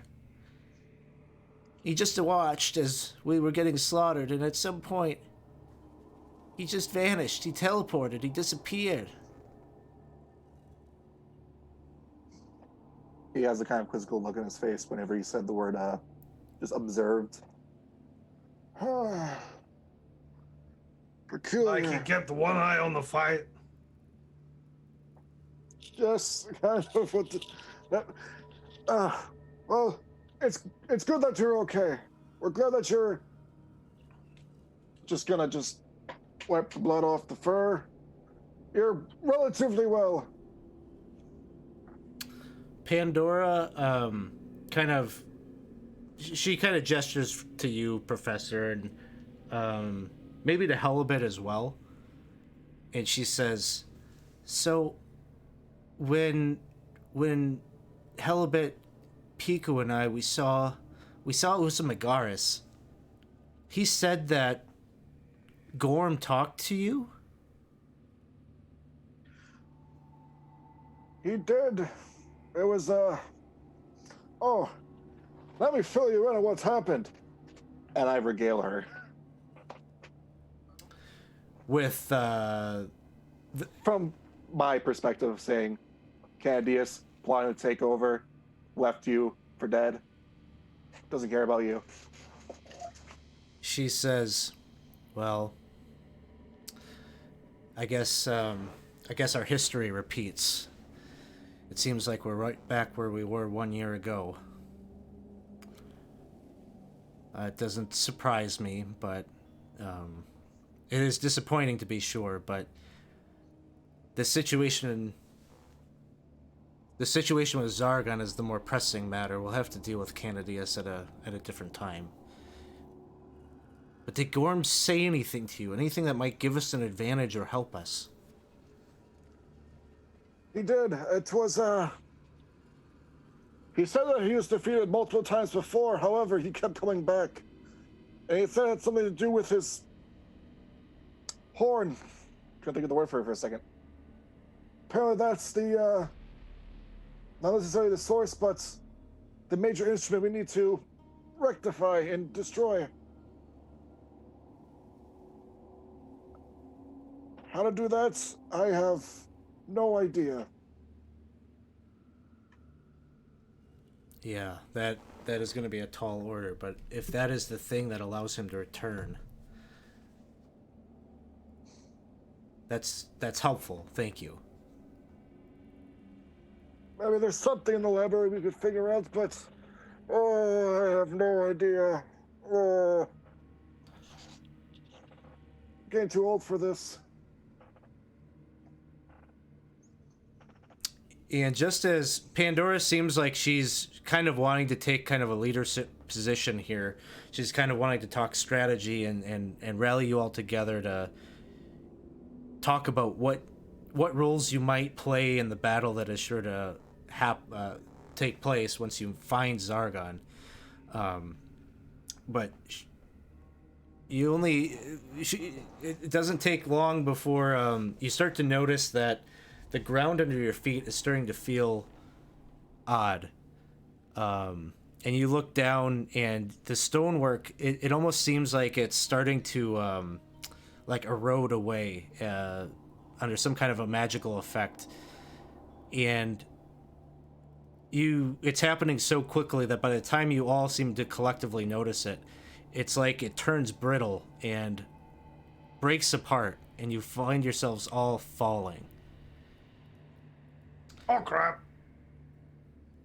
And as you begin to fall, you know, it's dark. I don't know if did anybody have any like light sources actively up? I cast the dancing lights. You got the dancing lights, so the dancing lights are kind of falling with you, and so kind of illuminating the space around you. You just got to get the sense that you're kind of falling and being funneled into a chute. And as you're falling, something takes hold of you all, and you just begin to slow. And you're being visited by different images. The images of the three gods of Synodicea as you are falling. The first of these images is a beautiful woman wearing a green tunic with her chainmail armor. I just got some images to kind of be placeholders to represent the different gods and goddesses as you're falling. But it is clear that this is the warrior Matarua, and she has a fierce look in her eyes as she gazes at you as she speaks. The moment is now. Zargon's hubris draws you towards him, but he is not prepared for the champions of Synodicea. I grant you the blessing of the warrior maiden. And you can, from this, sense that you're getting the effect of all of your abilities that would recharge on a long rest have been restored. The second next to her stands a stately-looking male with blonde hair and a very bushy beard, dressed in armor of mesh on his muscled torso. Clearly the image of Gorm. And he speaks with a commanding voice. You've shown yourselves to be warriors of honor and valor. I grant you the blessing of the Brotherhood. And you all regain full hit points as he speaks to you. And finally, that familiar-looking gnome from earlier in the session is there as well, dressed in his vibrant robe, hovering with his wings flapping. He smiles at you and he says, "Well, greetings, my friends. You've expended much mental energy to get here, and you will need to be at your best for the foe that you are about to face. Let me refill your mind with spells and knowledge lost." And you regain all of your spell slots, those of you that have spell casting. And right here is where we'll pause. We've got some level ups that need to happen. We're going to take a bio break, and we will be entering right into the battle with Zargon. So thanks everyone who's hanging out with us. We're going to do the big fight of the Lost City with the iconic Zargon villain. So we'll be right back. Hope you can hang out with us a little bit longer as we wrap up the Lost City.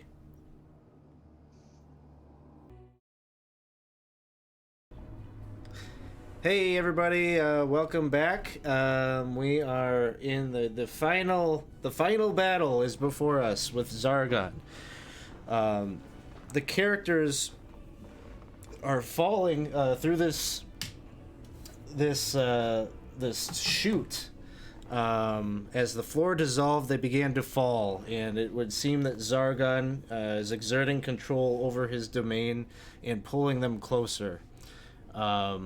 And you were all visited by the three gods of Synodicea, and they've bolstered your strength so that you can go into this final fight at full strength. You slide from the ceiling down into a large slime-covered chamber. Let me share that map with you.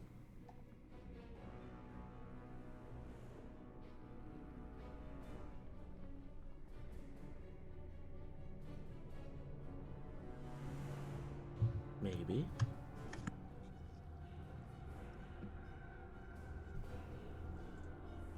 What's going on here?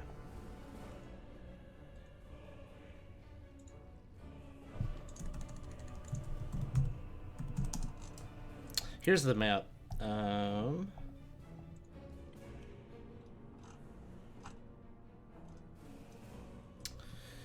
And as you're coming in, your fall is sort of buffeted a little bit by this slime that you are now standing in. It goes up to like your probably about your knees. It's probably 2 feet tall. So the meta here, or the mechanical thing, is that this entire chamber is difficult terrain. And you have been brought right before this huge figure that rises up out of the slime, standing a full 20 feet tall. The viscid slime drips from his form. He's just drenched in it. It is just raining down off of his enormous... I found a couple of images of Zargon. Here's the one that's from the Goodman Games book. The black and white, the tentacled monstrosity that is Zargon. His head reveals that massive, giant, lizard-like face, one eye, and, of course, the 2-foot-long horn, colored black with silver flecks. Curves upward above his eye, which is bloodshot and red. The aberration sports a wide mouth full of sharp teeth. In place of arms, he has 6 tentacles, 3 on each side of his body, that lash out like whips. And each has razor-sharp talons at their ends. And he's moved up onto... he's got kind of like almost like a serpent-like body, and he sort of slithers forward out of the muck into your direction. Here's another... somebody did this image of Zargon that is kind of cool. Not quite the terrain or the scenario that you find yourselves in, but nice color picture of Zargon. So you've all fallen into the pit. In our break here, we doled out these NPCs are now in control of each of the characters, so they all have 1 NPC each, as we are about to hit the last initiative of the Lost City campaign.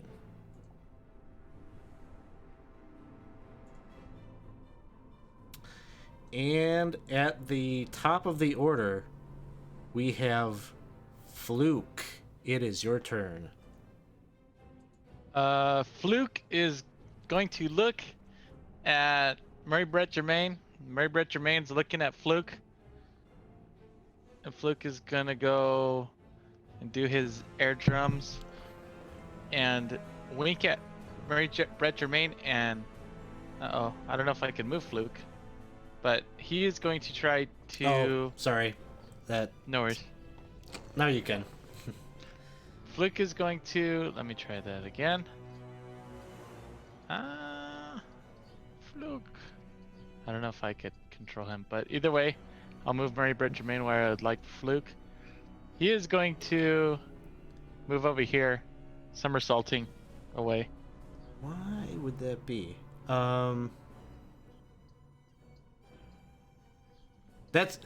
Dawson, we didn't test that earlier, did we? We didn't test the token Moving piece of it? NPCs? We sure didn't.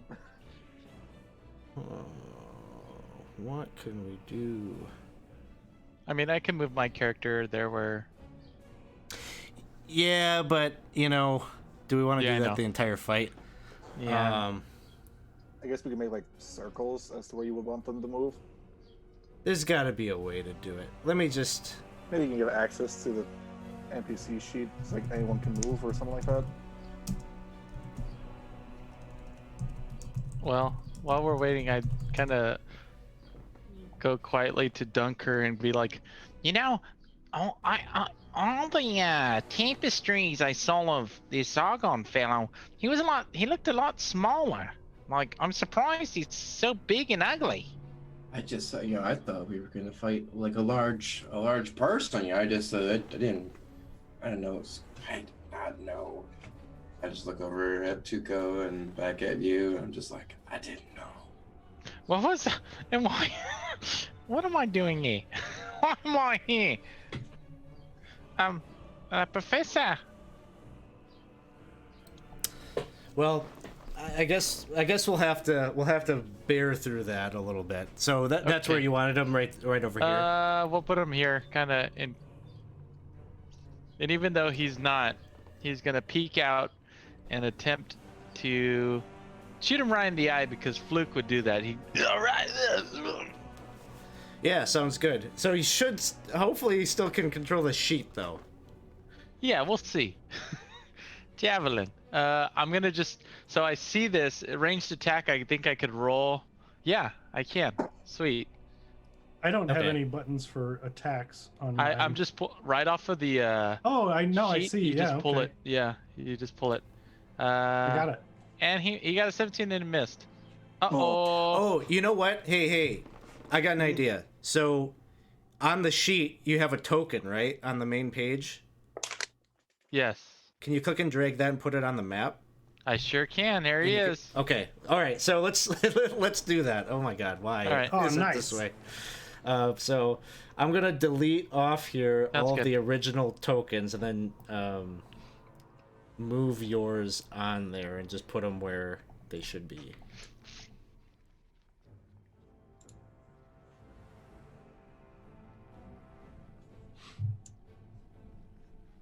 See, okay. I Murray gotta- Brett Germain's gonna be not so loud. You have to hide first. Oh no, drifting rain. He's drifting. He's so over his eager. Argon. He is Argon. I'm guys. Zargon now. You weren't expecting It this was one, me you the whole guys. time, guys. Oh jeez. And Galaxian just redeemed by everyone a reroll. So Oh, 6 thank rerolls you. for the Oh, nice. party. Thank you The prayers so of much. Synodicea have reached you here in this moment. Thanks, Galaxian. And was his... I'm sorry. He missed. It was a javelin attack. He Okay. threw it and he missed. Sounds good. Next up is Pusto. All right. Well, I heard them say that we need to get rid of that horn, so that's my goal. I'm going to go 5, 10, 15, 20. And I want to use my ability as a scaler, and I'm going to climb him. All right. So, give me a strength athletics check.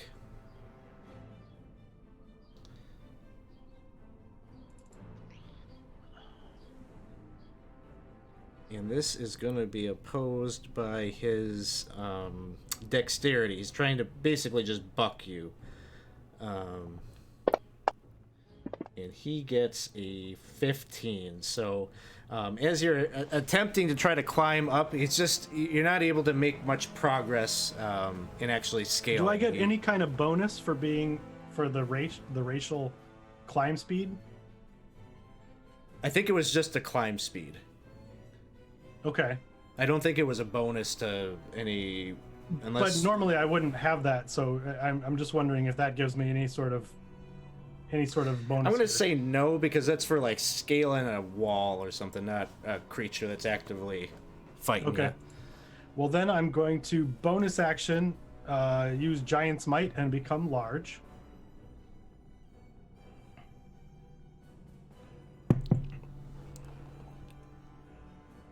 Make the token bigger to reflect that. You're taking up those 4 there. And then I'll just attack him. Well, you. Was climbing him an action? Yeah. Okay. All right then. All right. Next up is Murray. Murray is going to go. One moment. Goodbye. would he be able to move here without having to disengage? His tentacles are quite large, and so you probably have a good sense that if you're gonna move beyond like 10 feet or so, you probably have to use the disengage to safely emerge away. Bonus action disengage. Attack. I should have just done the other thing. You know what? I'm gonna go up to him, surprise, and I'm gonna hit him with my rapier instead. Whoa, this is a surprise. Yeah, surprise! Hey, go! Look at! I have this here. Bet you didn't see this coming. Time to pull out All the stops. the final fight. All right, here we go. Rapier. Attack. Great. Don't forget, you got rerolls. Audience Yeah. can't buy them if you don't use them. Yeah, I mean, you know what? I'm gonna do it. I'm gonna do it because we need to take this bad boy down. I'm going for his lower torso. Here we go, another attack. Or Oh wait, I attack again. I try to attack. rapier. I twist it a bit. There you go. Yeah, you do. got it. There it is. All right, sneak attack.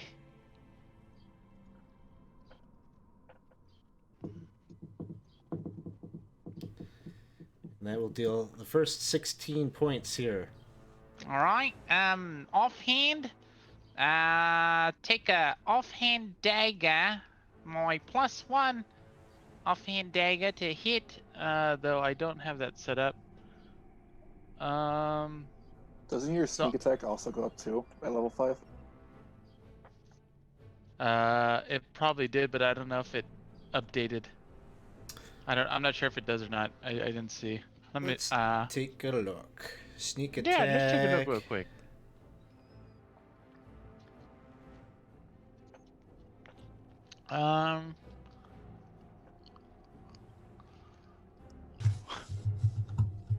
Doesn't It say looks like it goes to 3. Yep.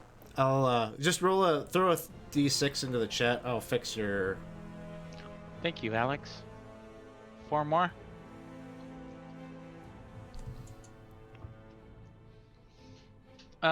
Offhand, +1 dagger attack. All right. Twisted to his lower torso. His And I believe that would just do a +1. It's still the same to. All right, +1 to hit.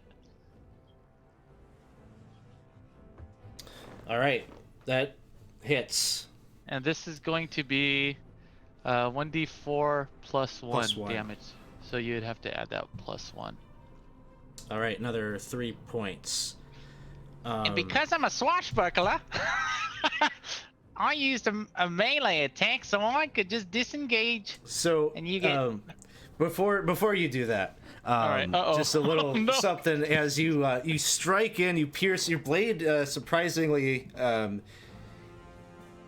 cuts pretty easily into his hide. Once it doesn't. It seems like his body isn't resistant. His hide isn't resistant to your mundane weapon. But as you slash with the rapier and then a piercing wound with your offhand, you're about to withdraw, but then he kind of like writhes a little bit. His tentacles are kind of flailing upwards. You could tell he felt that, and his eye gazes down at you, and you feel like he's kind of almost got you like mesmerized, and you're like, phew, you can feel your consciousness taken to really bizarre scene. Like you're back at your mom's, and you're in bed Mommy. in your childhood home, and her back is turned to you, and she's just like stirring this large pot over a fire, and there's kind of you got all these senses are being kind of activated. Like you're not in the foul smelling pit, it's the aromas of some of your favorite foods from while you were a kid.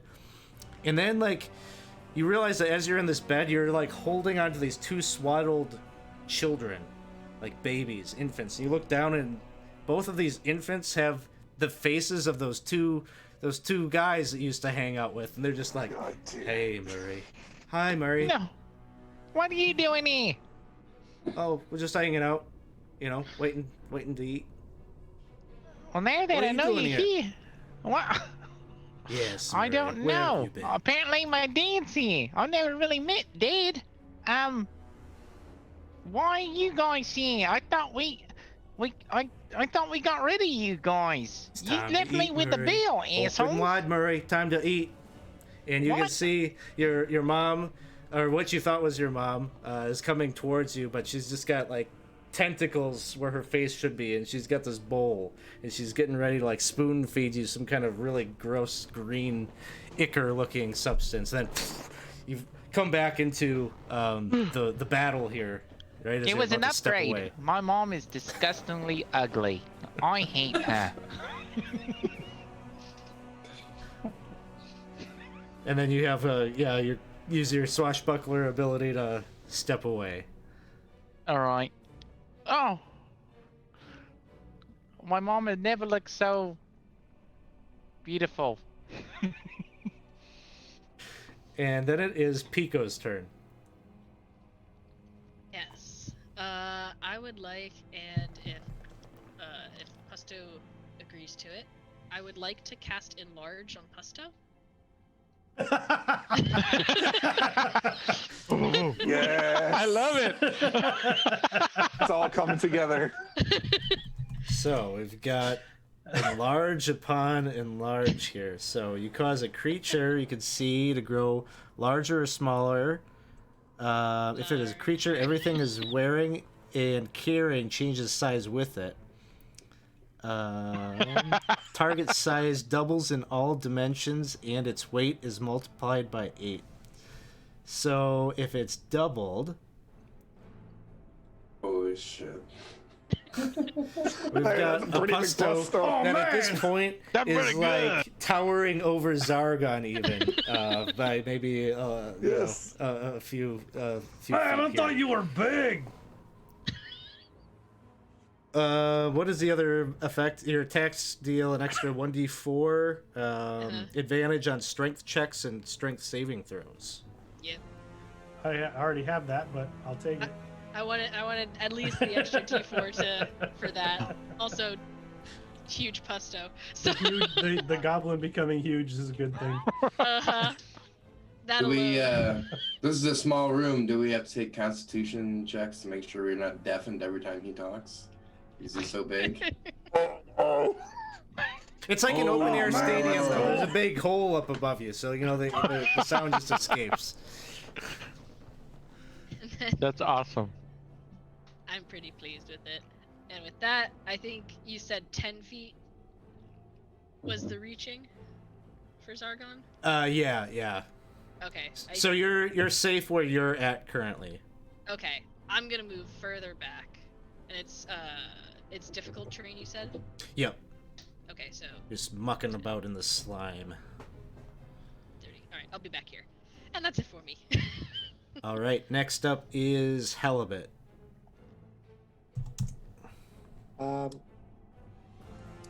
Helmet casts Spiritual Guardians.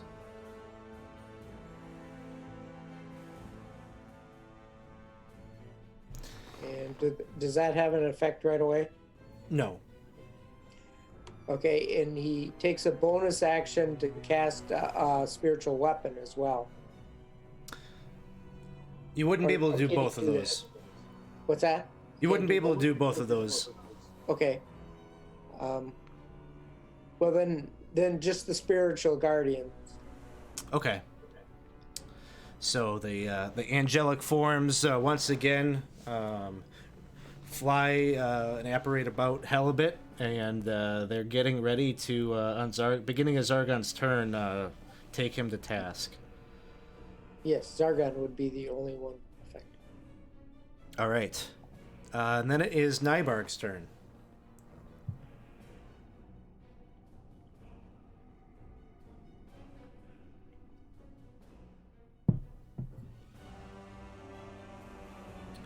No, I lost 2. Cliff, I think you may not have put. Do you have your Nybarg sheet up yet? Yes, I do. You see the But token? I don't see the token anywhere. Hmm. He was right next to me, but I mean, on the sheet though. Do you see the token on the sheet? Upper right-hand corner of the sheet. yeah. Pull and drag that onto the map. I lost my. There you go. Because I'm a big dummy. Oh, okay. You had Turco? Yeah. There you Thank you. go. Go ahead, Nybarg. It is your turn. And that's you, Cliff. All right, Nyberg disregards the danger and runs up here and starts wailing away. So he's going to. Should I just roll my attack here? Yep.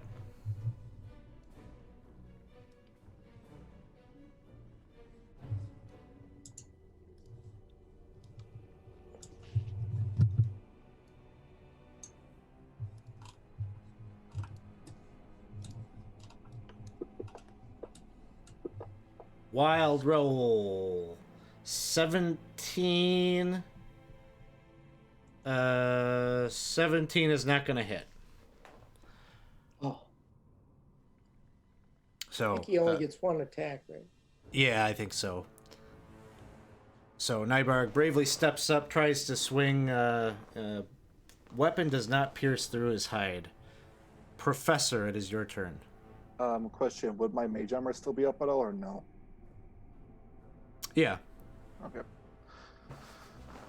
Professor is going to reach into his bag, pull out his mask that he's had his entire time, put that on, look towards Pandora, give her a nod, look towards his sweet, sweet boy, Murray Brett Tremaine. Daddy. Let's kill And- this. Explicitive. Lightning bolt. Yeah, hit that bitch. Hit that motherfucker. And he'll cast lightning bolt at his lovely, lovely face. All right. Boop, boop, boop, boop.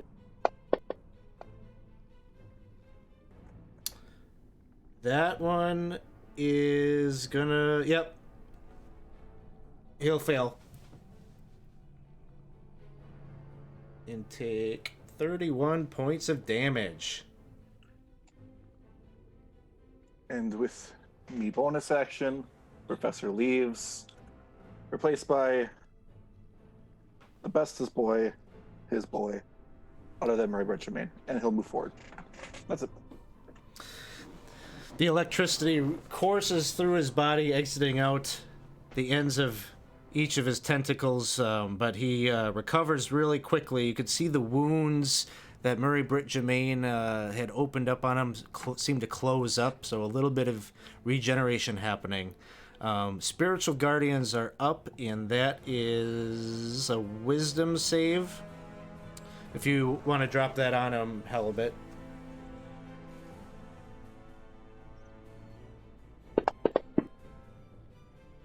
And he'll succeed on that. Drop the damage. He'll take half.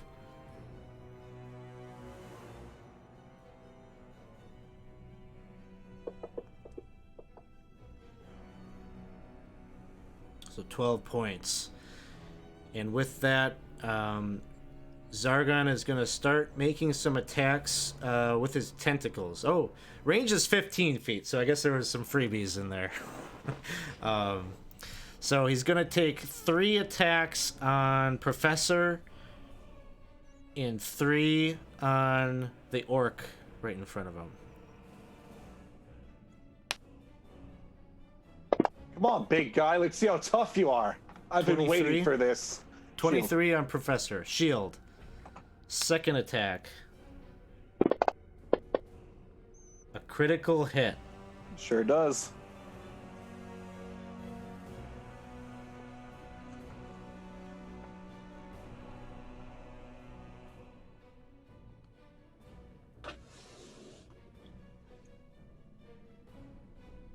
rather than doing damage to you, he's going to grapple you.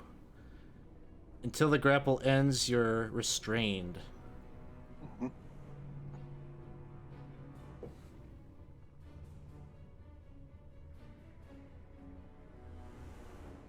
And then he takes the third hit. And the 21, the shield will deflect. He does the same against the orc here. Oh, it's not going to target the token. Okay, so, well, I could still do it on the combat tracker. I guess that'll work. So this is against Nybarg. Critical hit. Oh my goodness. Goodbye, Nybarg. Oh no. Don't tell Joe. Don't tell Joe. Night, night, baby. 24 points. He goes down. Oh, Oh man! He's prone. He's going to hit him again with the tentacles. no! Don't tell Joe. Don't tell Joe. Sorry, Joe. Messaging him now. And that'll hit. I believe that's 2 fails on a death saving throw. And then the other tentacle will kill him. Oh no. Oh man. Now he's really heartbroken. And then he moves forward a bit. Dragon kind of, he's got you kind of held aloft, like the tentacles got you up in the air about maybe 8-10 feet. And then we turn to Turco.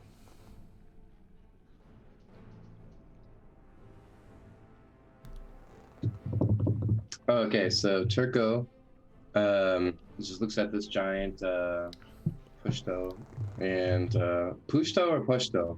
Pasto! All right. Like pus bread. Yeah, Pusto. Oh, I will no. remember that. So he looks there and then he looks at Dunkar and Dunkar goes, "Open the door on this bastard's coffin." And Turco will grab his long sword in 2 hands and he will strike. Yes. Yeah! Yes. Come on, Pasto! Come Oh, he doesn't actually have the thing, so I just need to roll it. No, you pull it. Pull the words onto the guy. Where it says melee weapon.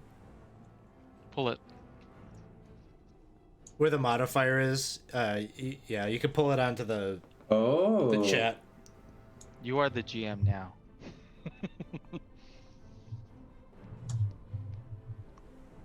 All right. Oh. Roll a d6. There He goes was all like, amped yes. up. How do I Hell hold the yeah. sword? Let's kill it. Oh god. That was an inspiring speech. He was trying to figure out how the door worked and like Yeah, what there's a the cop- lid. and then just All right, Chris Jones, roll me Can't a find the door. d6. See how bad this is. oh god. Not Turco. All right. It's just a miss. Someone should take Turco from me. And then Zargon is going What? to use a legendary action here.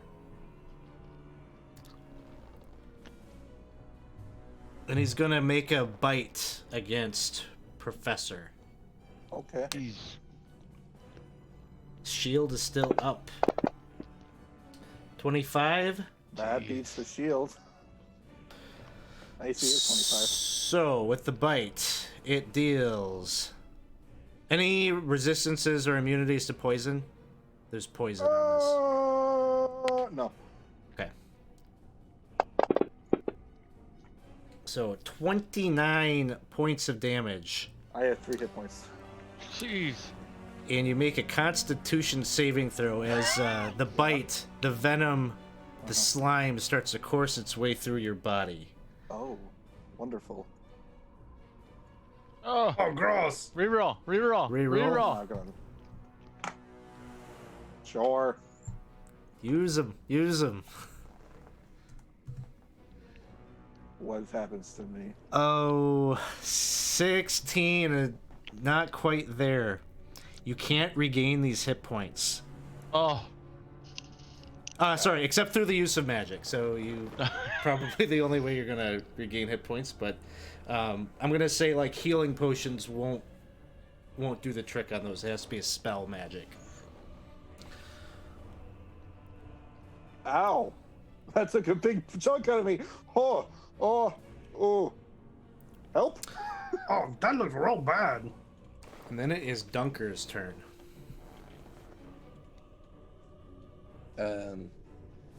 Dunker moves back. He kind of gets in. He gets in Halibut's ear, and he starts talking him up, and he's like, "This is the moment, Halibut. This is the moment where you forge yourself as a new person, a strong, brave, confident man. This is your moment." And I'm going to do heroism, and just drag that onto his token. Yeah, the heroism. You hit the magnifying glass, and then you've got the effect. The effect you can put on him. It looks like the heal is not on a timer or anything, so we'll probably just easiest to do this manually. But I can just give it to him. I see a heal thing, so I just do this to him. Right there, just double do it. I just do it twice. Oh, I gave it to myself the first time. How do I? I was not muted. You're good. Sorry. So I think Cliff, just know that Halibut, at the start of your turn, you're gaining 2 temporary hit points. They don't stack, but they'll keep. You know, don't even stack. They don't stack. No, but I mean, over the course of a battle, you know, it's a buffer that's being created. So. Yep, and I am going to bonus action. So let me mark off my stuff here. So I'm also going to bonus action healing word to Professor for some reason. I think you already casted heroism. He can't heal. Oh. Yeah, you wouldn't be able to do another leveled spell. Oh yeah. Sorry, so then I will still, I guess this works out anyways. I'm going to give Bardic Inspiration to Halibut as part of my speech. All right. Boosting up the Halibut. A D6 modifier if you need it for a hit, or a save, right? And you are brave. You are brave, Halibut. Kinrob, it is your turn. All right. Oh, yeah. So Kinrob will move up and swing his Morning Star at Zargon, and will miss with an 18. And then... Nope, we got a couple more here. Pandora is up next. With an elegant and graceful dance that she is known to do in battle, she will move up and take her 2 strikes. Number 1. And number 2.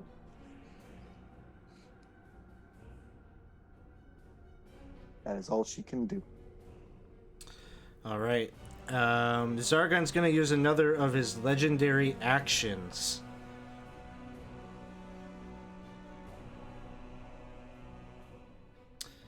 He is going to attempt to do a gore attack at Pandora. Oh. Oh no. So angling the horn downward like a spear, tries to ram into a crit. Oh my god. Oh my Hey, god. Alex, do you want to relax for just a minute? Jeez. Alex, I'm sorry what we've done to this entire Oh, campaign. One no. Just calm down. points of damage. She's still up. She has 2 hit points. When next She's we come still- to this she- world, we're she's gonna still- Zargon's she- gonna control it. Even with all those wounds, she still looks beautiful. And Drifting Rain is up next. Drifting Rain is gonna look totally and utterly terrified.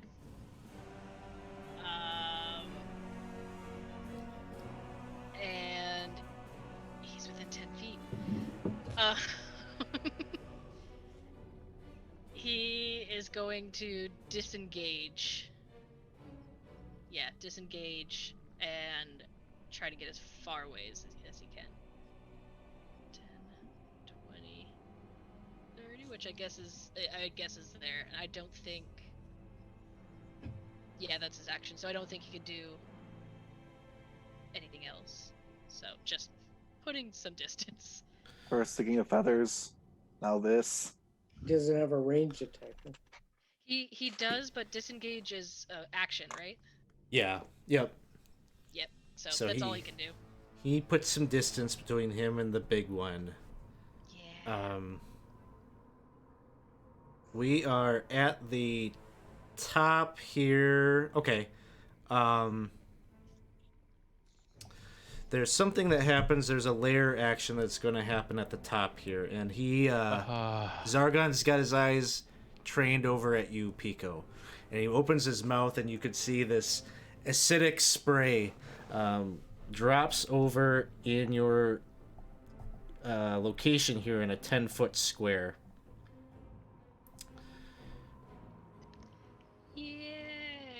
Yeah. I have to look something up in terms of Yeah. when does this matter. Okay. I think it says it doesn't. Doesn't do anything.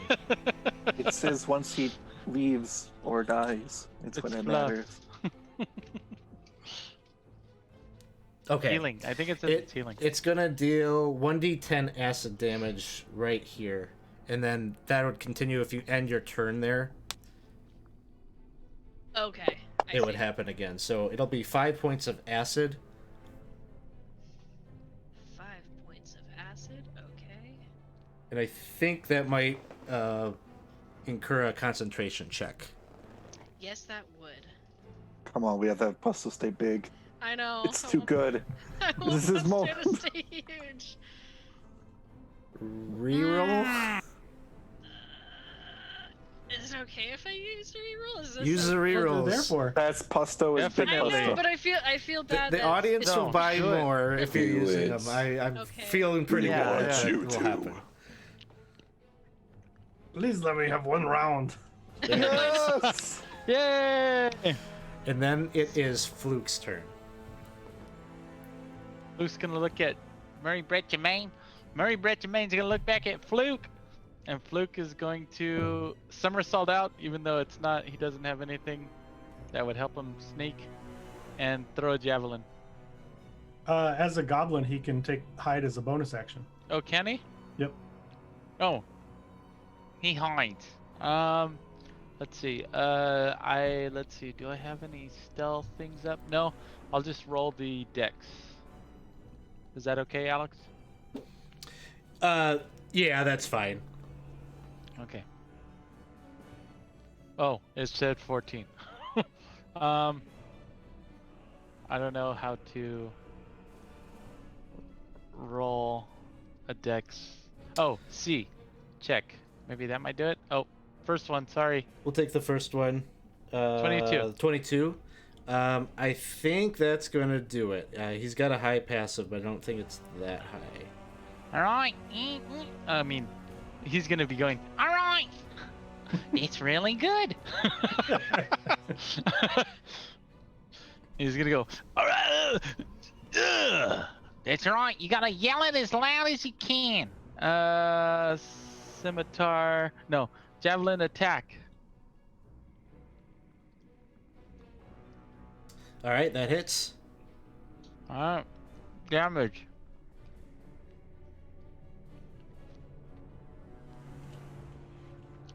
8 points of 8 damage. points. 5, 10. Alright. That's it for Fluke. And Mary Brett Jermaine is gonna almost like be like, It was beautiful. The way you somersaulted down. Beautiful. uh-oh. Let's see. Who is this? Is this Turco? That's Kinrob. Luke. It's Kinrob. Kinrob, The last legendary action is going to be a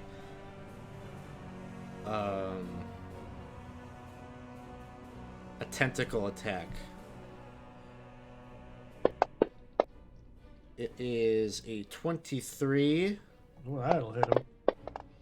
and that'll be 18 points. He's okay, right? I think Kinrob's still up. I think I have to apply that. I'm just going to keep track of it separately because I can't change the number. Oh, is it not on the tracker? Or at Oh, I least probably could do it on the tracker. I was trying to do it. Oh, it's showing on the tracker already. Okay. Yeah. Cool. Then it is Pusto's turn. All right. Okay, I'm gonna move down there, and since I'm up high, I'm gonna take my swings at his horn. High ground. All right. So here's the mechanic for weapon attacks against the horn. Okay. If you hit, you can forego doing damage for a chance to cleave the horn off. The chance is a roll on a d6. On a 6, you catch it.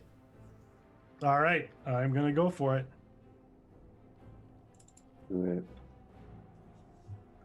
So there's the hit, and then the d6. I'm going to take Reroll. a second attack. I will allow player rerolls on the d6 if you wanted to try. All right. We'll see. All of them. It's I think worth doing a reroll on those All right, d6s. I'll reroll Use that. them all. Use them all. There it is. Busto! He's Yeah, that's pretty alright. That's pretty alright. Very good. I'm So- going to cleave that off and I'm going to grab it. It's mine now. It's pretty good, Busto. Go on. I'm going to put it on my head. You are now Zargon. So, probably not in this exact turn, because as you cleave it off, it'll drop off of him and end up in the muck. But certainly, getting over to it and digging around, you'd be able to pick it up. Well, But- then I'm going to action surge and attack him 2 more times. Yes. And that's a hit. 15 points. Oh man. Oh. I'm not going to use a reroll on that. The important thing is these wounds Yeah. are now there to stay. The regenerative effect Nice. is no longer. And I better go ahead in here and see if I can delete that. Here we go. You've been Nicely Busto. done. That's a thing I'm working on. Does it work? Yeah, it's okay. Bustoed. In this case, yeah. Yeah, that works. Next up is Murray Britt Jermaine. Yeah, it is. Stealth attack, if he can. Can't see me. He's gonna super somersault up there. Stealth attack. Stealth. 23. Yep, you got it. Cartwheel, cartwheel. Take this, better looking mom. And attack.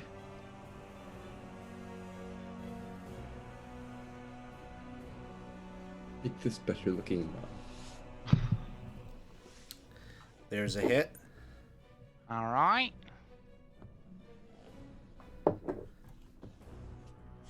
18 points of damage. He's going to take off his hairpiece, bow, and move back. That'll be the end of his turn. All right.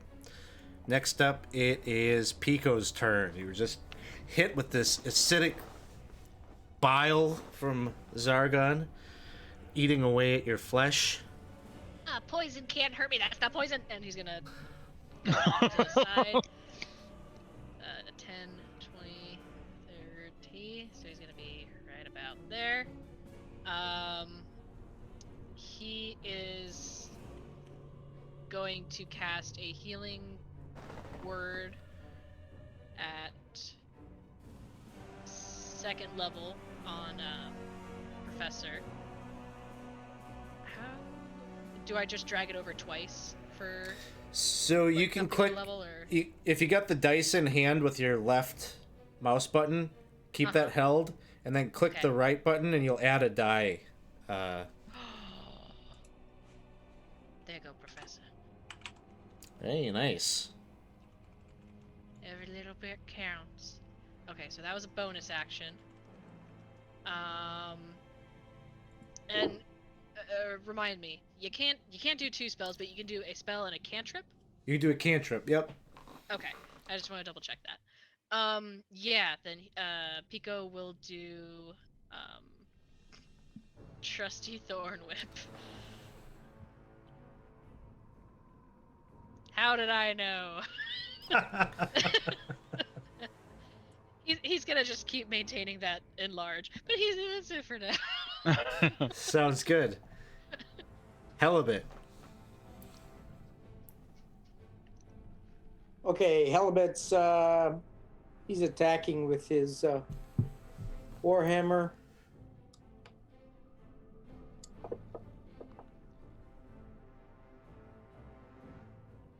That a hit? Yep.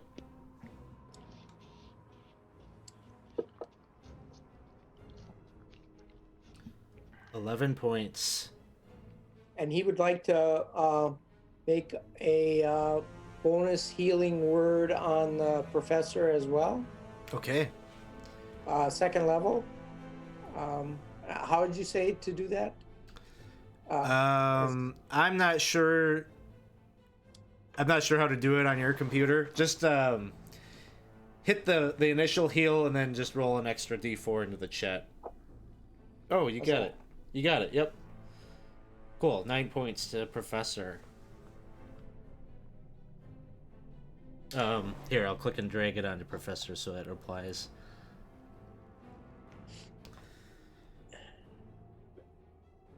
All right. And then it is Professor's turn. You're being held aloft by the tentacled tendril of Zargon.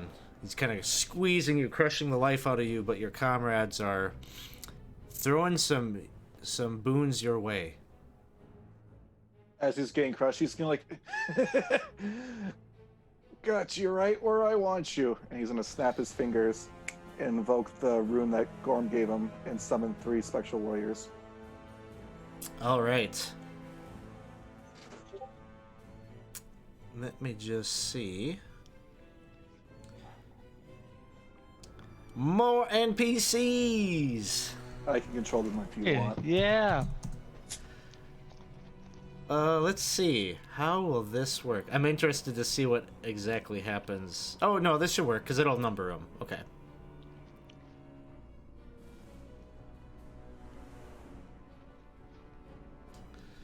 So I won't place them on the board. I'll let you do that. So 1. Oh boy. 2. Oh my god, there's so much stuff. And My 3. screen! What have I done? You did this to yourself. I've done this myself. Yep. It's like having a lot of personalities. Oh, don't worry. There's now like 7 people here at this point. Just starting to feel a little crowded up there. Oh, it's been crowded for quite some time. And they're all gonna flank Zargon from the back. Okay. I'll put them down. So, number one. Just they're like spectral-looking Brotherhood members. They've got the bearded kind of mask, although they look incorporeal. They And with- should know better. They and should with- know what's going on. And with one more chuckle, I must take my leave. And then he'll snap his fingers again and teleport Yeah. Misty Step towards Murray Brett Tremaine. Very good. Hey, good to see ya. You don't smell as bad. Good to see ya. And Don't get bit. It's really bad. That's it. did you move, Professor? Oh, there he is. I did Okay. not. Okay. Sorry, I'm trying to move a bunch of stuff on my screen. Yeah, you got a lot going on. So Zargon just looks infuriated as you snap away. His eye starts to glow this crimson red. But he's surrounded right now. He's got to deal with what's right before him. He is going to. Does he get hit with the spiritual guard? Yes. Hit him with the saving throw there. Hit him hard. Fails.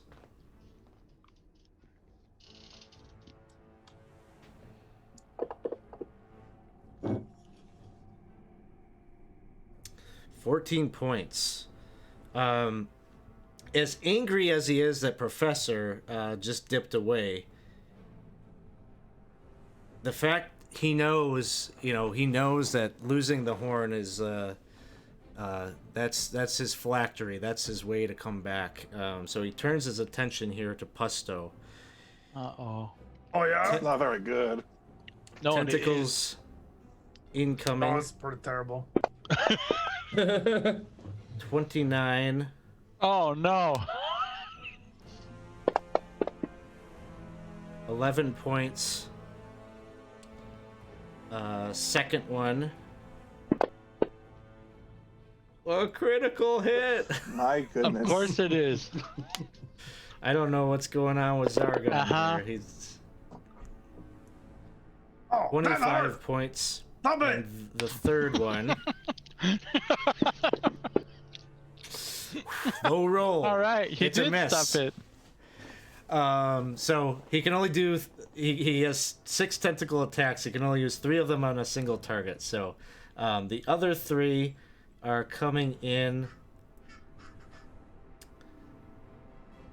at Halibut, Uh-oh. who's harrying him with these guardians. 23. Dang. Halibut, is that correct? Your AC? It says a 23 hit. Yes, that's my. Okay. It, Okay. So that will deal now, do I have to 15 do points. Yeah, you'll have to do a concentration check on that. You need to clear 10.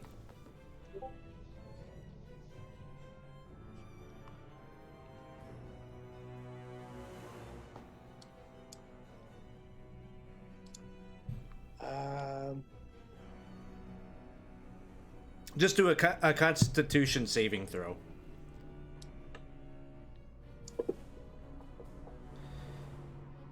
Oh, You got 1 reroll left in the bank. Do you want to use it here to save your spell? To try yes, I do. to attempt to. Well, didn't I get a Do you get Bardic Inspiration? You did get Bardic Inspiration. You could use that before trying the reroll. I'll use that. I think that's a D8 at level 5. Or D8. Oh, so I roll a D8. Yep. And just throw it on top of that.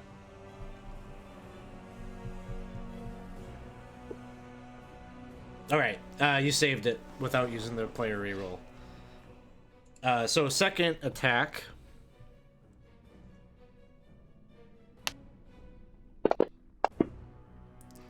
is a miss, and third attack is a 25 to hit. It's Dealing 18 points, and then another concentration check.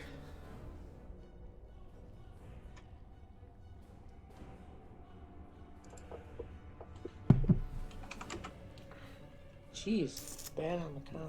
Now do you want to use the reroll? I guess I will. Yeah.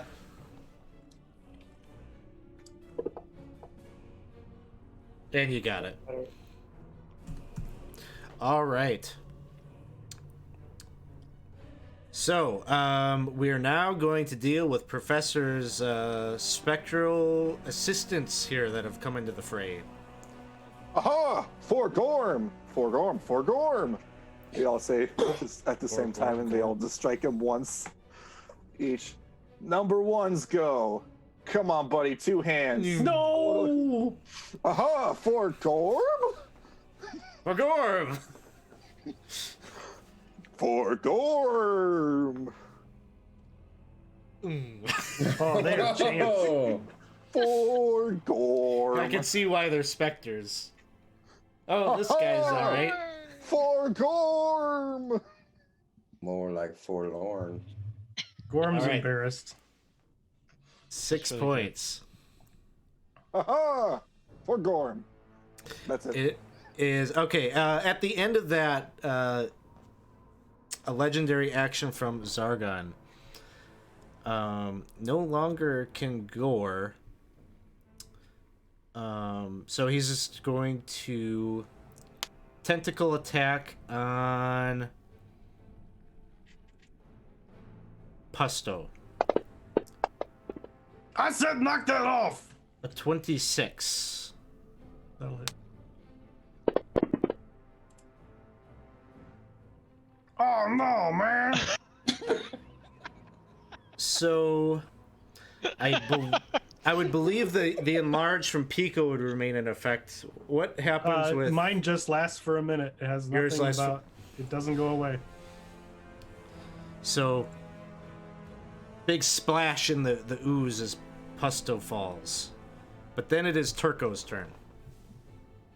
All right, Turco is gonna pretend so he just had a critical fail. He's gonna do like a little duck, like he was like trying to do a feint. He was meant to do it, and he is going to attempt to do something. Oh my goodness! Turco. Dang, you should have just opened the door. Zargon. I told you I ain't no good at any of this heroic stuff. I got one thing I could do. Let's see that D6.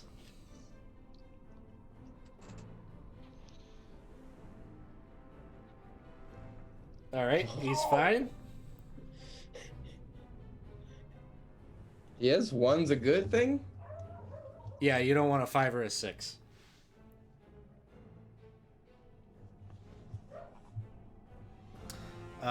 So that is it for Turco. Dunker, it's your turn. All right,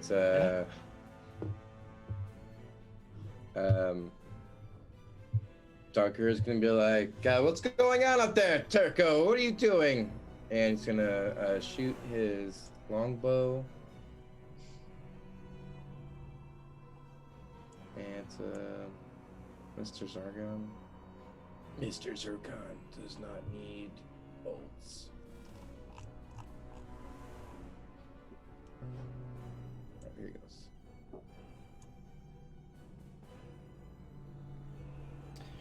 And that one is a miss. He's going to do his what is it called?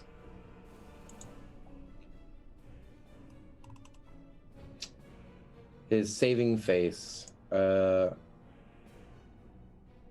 So I would a 21. So yeah, I don't think a 21's gonna hit either, huh? All you. I mean, if you've been watching. We've all been watching. So so I do get. Oh, I see. It's a maximum of 5 though. All right, so I'm gonna do saving face, which gives me a bonus for every ally around within however many feet, but there is a maximum of 5. So I was like, before this could be crazy, but so it is going to be an additional 5, so it is a 21 to hit now. That'll hit. All right.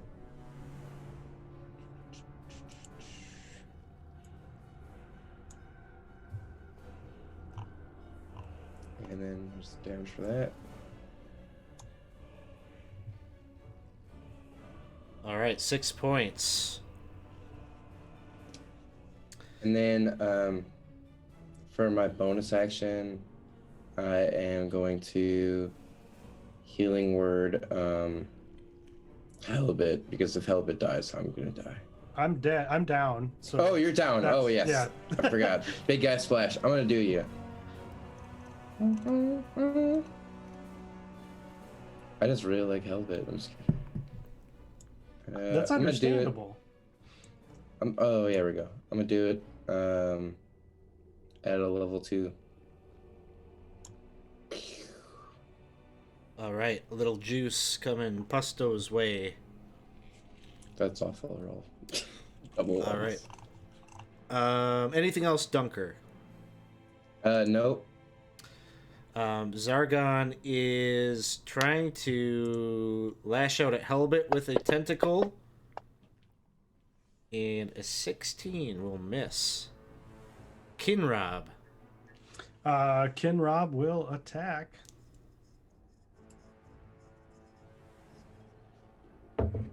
That's right, Kinrob. Nice. 14 points of damage.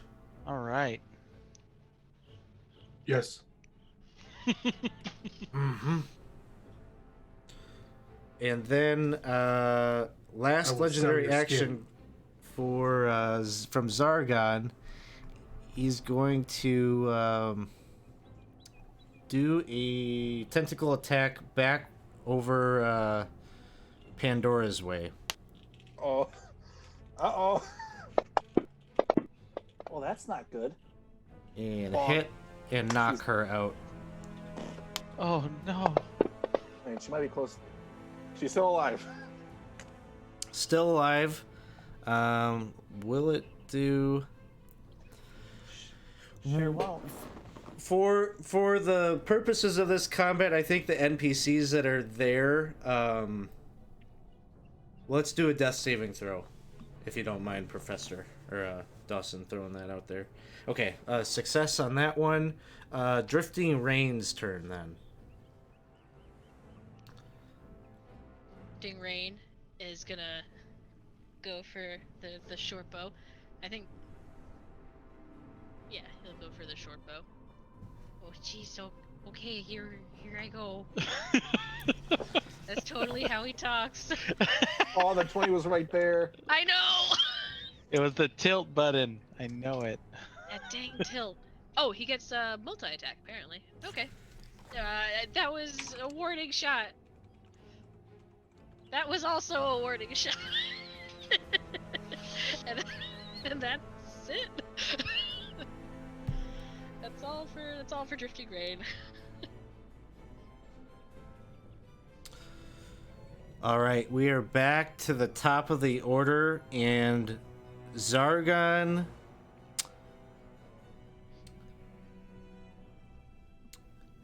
releases from his body a cloud of spores that kick up 10 feet around him. So this is going to hit everybody except Fluke, Murray, Professor, Pico, and Drifting Rain. You're all going to do a Constitution saving throw, DC 15. If you fail, you take 11 points of poison damage and gain the poison condition for an hour. For Gorm. Oh. For Gorm. Hey! There you go. For Gorm. Bleh.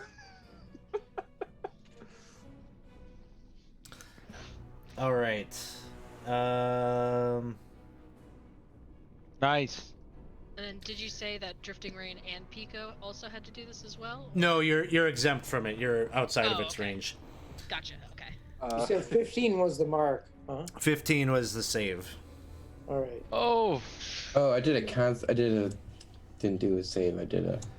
Sorry, here we go.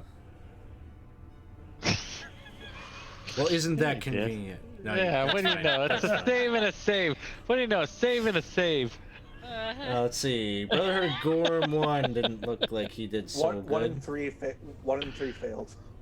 Gorm. Gorm. Gorm. Gorm. I love that literally all they say is Gorm. Gorm. Or go. Gorm. Oh. Bad boy. Gorm. Wait. Oh, I see. Dunker saved, but did a check. Turco didn't. I see. Yeah, Turco didn't. You don't even right. look upset. Mary Brett Jermaine looks so upset. You don't even look upset. Brotherhood of Gorm 3 failed. The Gorm. Ridiculous pukes. I think that's everyone. I think I got everyone with the poison. And if you failed, just take the 11 off the tracker. Can we do that? Oh, are you not able to? Maybe.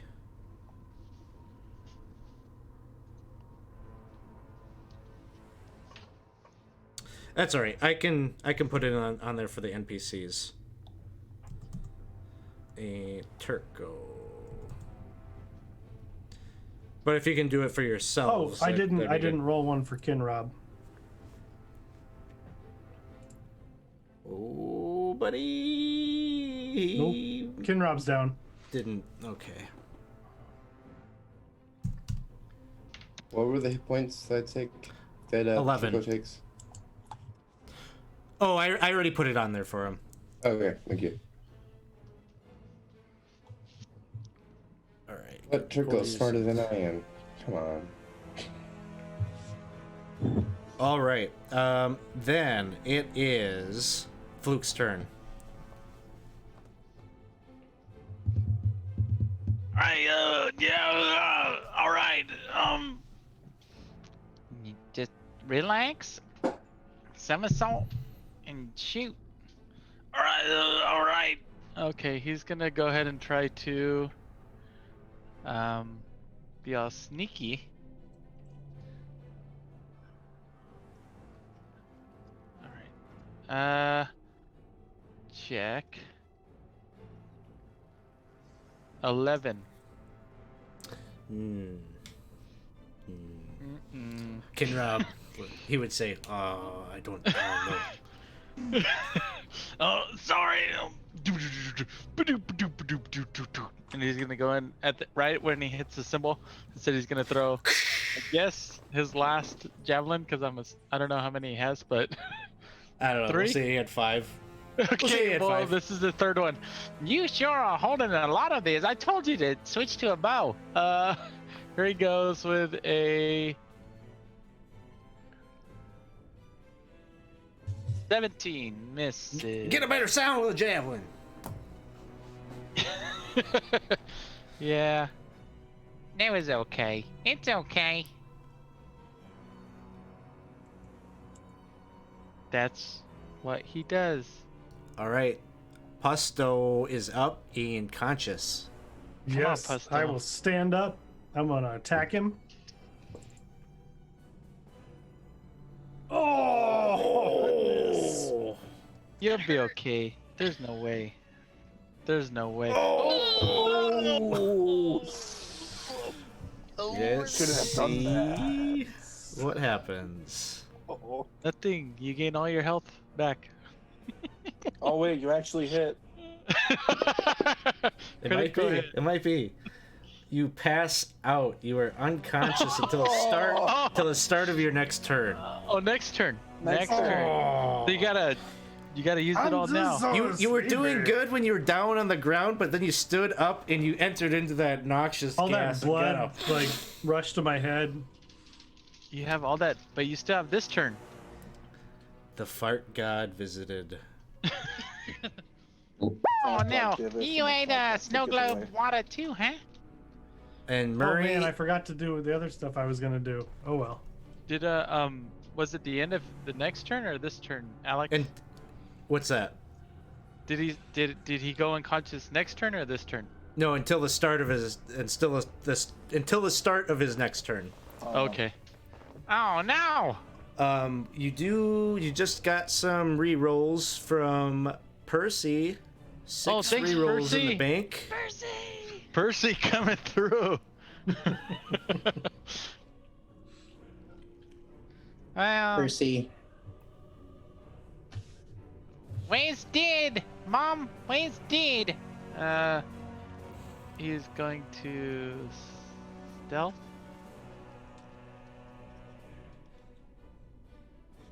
$19. He is aware of you. Uh-oh. That's right. Where is Did? You said he went to join the circus, and he'd be back in 3 years. It's been 12. Where's Dad, Mom? He is. Here we Stuff's go. coming out. Just working through some stuff. It's the last one. It happened. It happened. Uh-huh. All right. Short bow attack.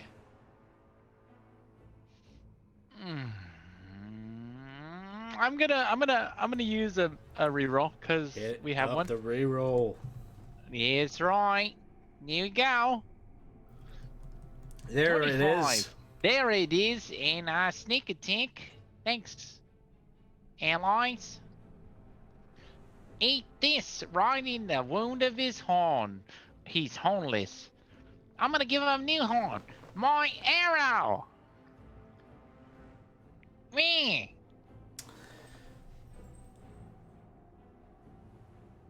Thank you. Goodbye. That's it. All right, And that's Number all. And cartwheel back. Pico, it is your turn. Yes. Pico will.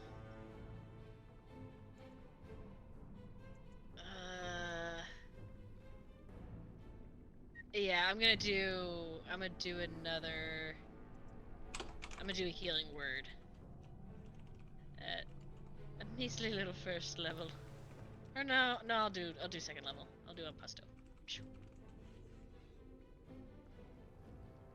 Oh, that's not too bad.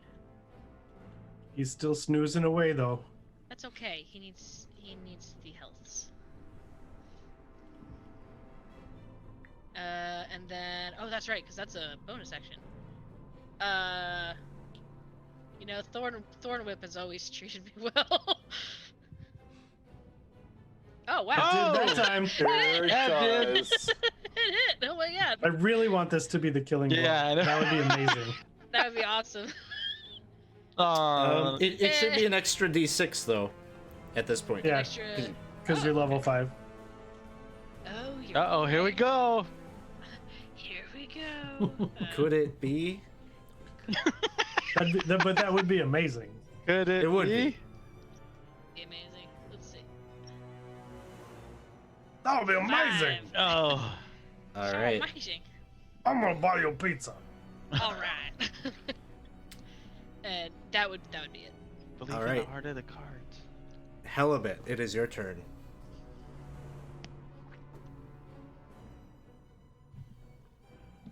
Halibut. You're You're muted. muted. You're muted. Helbit cast a bonus action is spiritual weapon. All right.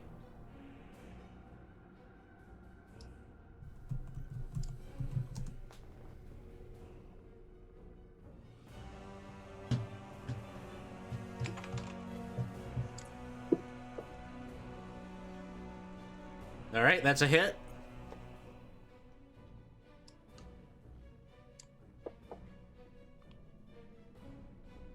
6 points. And then he's gonna use his warhammer. Do it. Come on, Halibut. That is a miss. Oh, but you have Bardic Inspiration. You can roll a d6. I think he I used think it. he used I that. do again. Oh, he did. Oh yeah, he did. Can Yeah, I reroll, can I though. use one of the rerolls? That You we use got? a reroll. Yep. Do it.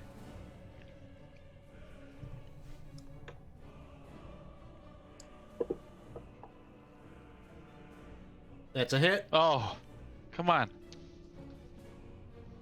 We give you some temporary hit points that we all forgot about. All right. Anything else? Yeah. Anything else, Halibut? I don't believe I can do anything else. No. All right. Professor. Oh, I'm gonna look towards Murray, give him a pat. I'm gonna run back out, try and protect Pandora as best as I can, and I'm gonna fucking lightning bolt him in the face. All right. Where is One it? of those Gormites is going down. Oh, no, for Gorb. No, we'll pick on number 1. Still takes damage. He sure on. does.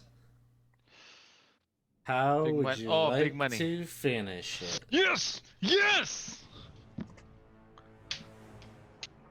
Well, first you see the Gorm specter behind him, like 4. He poofs away, and then this is for all the harm you've caused, you sick bastard, and just through the chest. The electricity kind of grounds itself there in the middle of his chest and boils up Thanks for and the raid. collects. I Oh, and we're butterbean. getting a raid. We're getting a raid. Thank you, Drake Takes. Good to see you. Thanks for stopping by.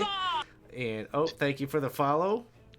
Raid time on the Killing Thanks, Blow. Butterby. Right in time for the Killing Blow. They Alright. just defeated Zargon. The electricity from your fingertips, Professor, collects into his body, and it seems to amplify, and you can just see like the energy radiating off of his body as his whole body is just lighting up and glowing until he explodes, and there's just slime that plasters itself upon all of your faces. And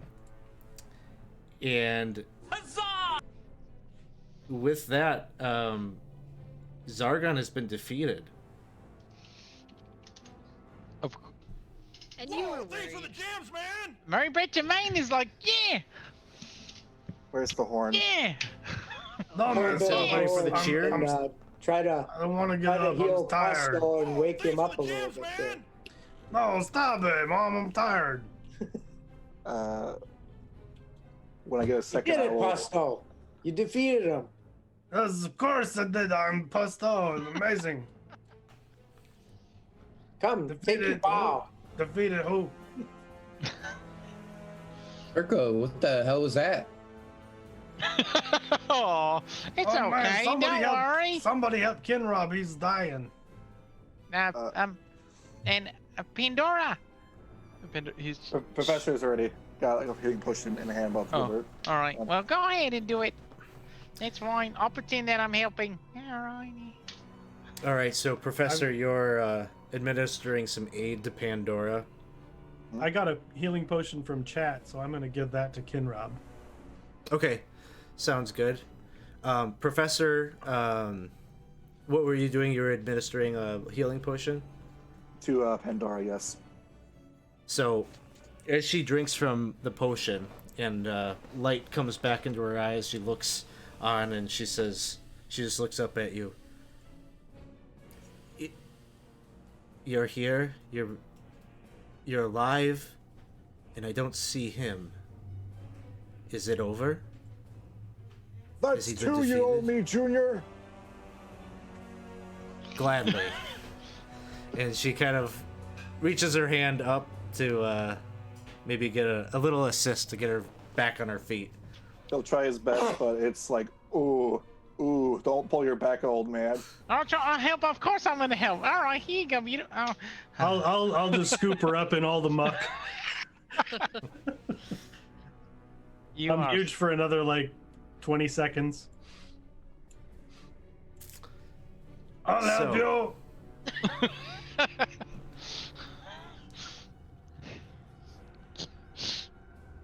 So in Is that this horn moment, still in the muck?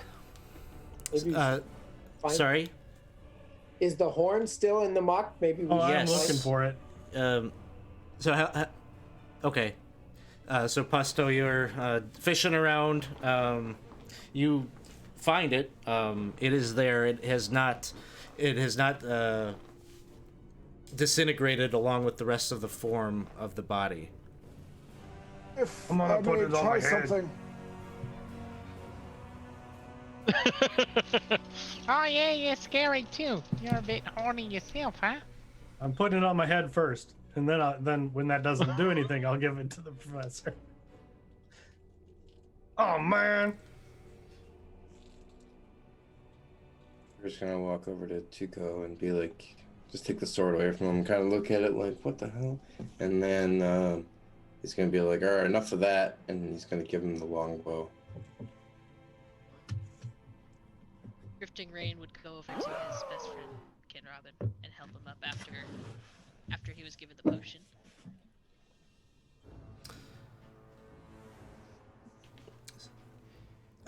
Sorry, there's so much going on. So Dunker, you're having a interaction here with Turco. You're gifting the bow. Yeah, gifting the bow and basically just removing the sword from him before he hurts himself with it. Okay. He said, so we're agreed then. Back is better place for me, huh? Oh, well, you did good. Well, I mean, you didn't get hit, did you? Well, I don't know if this whole fighting an elder god thing was like probably the best training wheels for old Turco. Have me put me up in the fight there, but I'm glad that you see where my talents really lie. I'm gladly use this bow and treasure it all my days, Dunker. All your days, you silly goose. No, Well, let's teach you how to learn a real instrument. Yeah, that's why don't be giving me a bow. Let's get the band started. I don't want to do this adventuring thing. And Pico, you were say it again. You were gonna gift something. You were doing something with Drifting Rain. Yeah, Drifting Rain's just gonna help Ken Rob up since they're buddies and check up on him. Yeah. After being administered the healing potion from Pusto, he's looking like he's going to be fine. He's going to be okay. He gets up and he is looking at Drifting Rain and gives him a big burly hug. And he's like, "Oh, I'm really glad you're okay. You've been a good friend to me, and we're gonna get back. We're gonna get back home here real soon. We'll get back to the keep." Oh, I'm really glad to hear that. And then, oh, bring it in, Pico. The big group hug happening. Oh, okay. Oh, I want in. Pusto drifting- just on top of everybody. Your boy did it, huh? Professor, are you back or are you still your son? Professor is completely just focused on the horn right now. All right. He's been casting, not detect magic, identify, and he'll just do it with the spell slot. It'll take a minute. He'll touch the horn and see. What he It can doesn't do work about to it. put it on your head. I tried it. So we're going to say we're going to kind of give this identify maybe a little bit of the legend lore on it. The horn can be destroyed at a location back near the Lost City, probably one that you're familiar with. There is a volcanic lake that is actually named the Eye of Zargon that is within the cavern, very close to where the city is. Now that you have it in your possession, it'll be easily disposed of there. He would relay the information to the group. That's okay. Maybe I can get another one made to go out of my head. You know what? Everyone's in the band. Will sound terrible, but I'll be too merry with booze to care. That's The right. name of the band is going to be the Open Doors. What do you think, Professor? You look like you still look worried. I really don't want to take any more risks. Let's just get this thing moving. And he's trying his best to try and get the thing moving, even though it's completely huge and he's way too weak for it.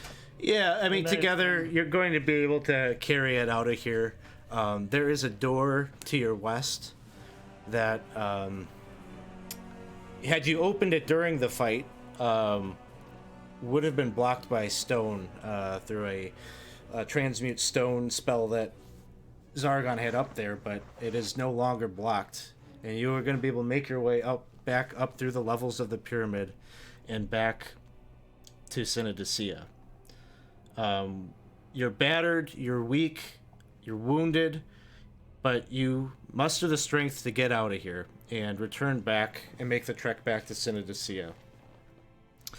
Back in the city, the evidence of Candidius's campaign to liberate the Synodiceans and those goblins that had been brought as slaves down in the lower caverns. Those of you that were in the session where you learned about the elevator that went up and down, they'd been launching a campaign to go and save those people and those goblins from the hands of Zargon's allies.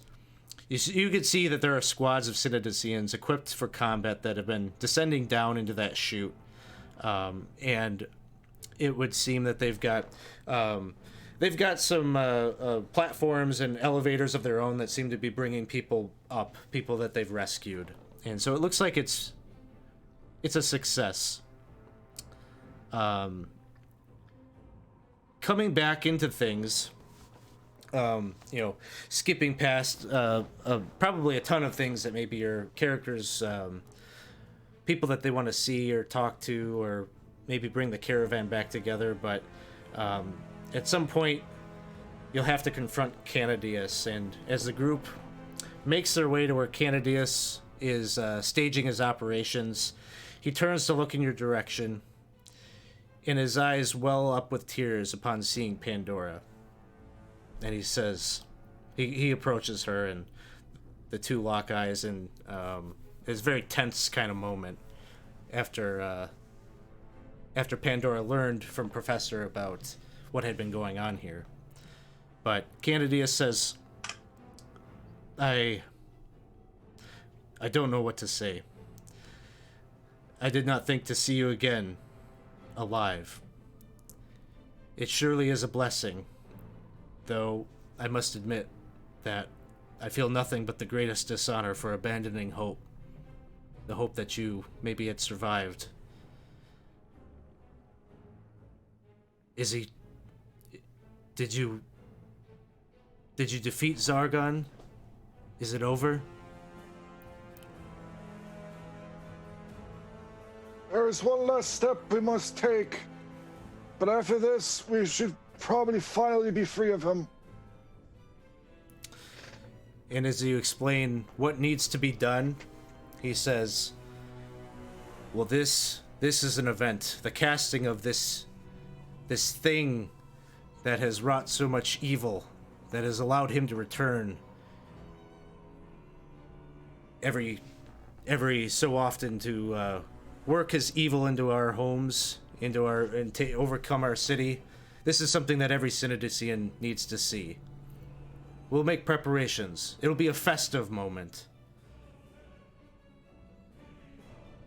And Pandora goes to him, and she kind of grabs his hand and brings him in close.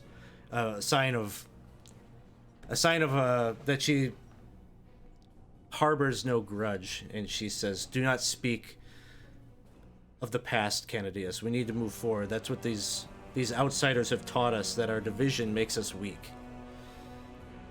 We'll bring news of Zargon's defeat over the course of these next few weeks to our people, but we will mark this momentous evening with this festive moment, this feast that'll bring our people together. This will be a celebration. There shall be food, there shall be wine, and we will all witness the end of Zargon forever. So several days will pass. You'll have had time to rest, recuperate, heal your wounds, and let me grab the map of the city once more.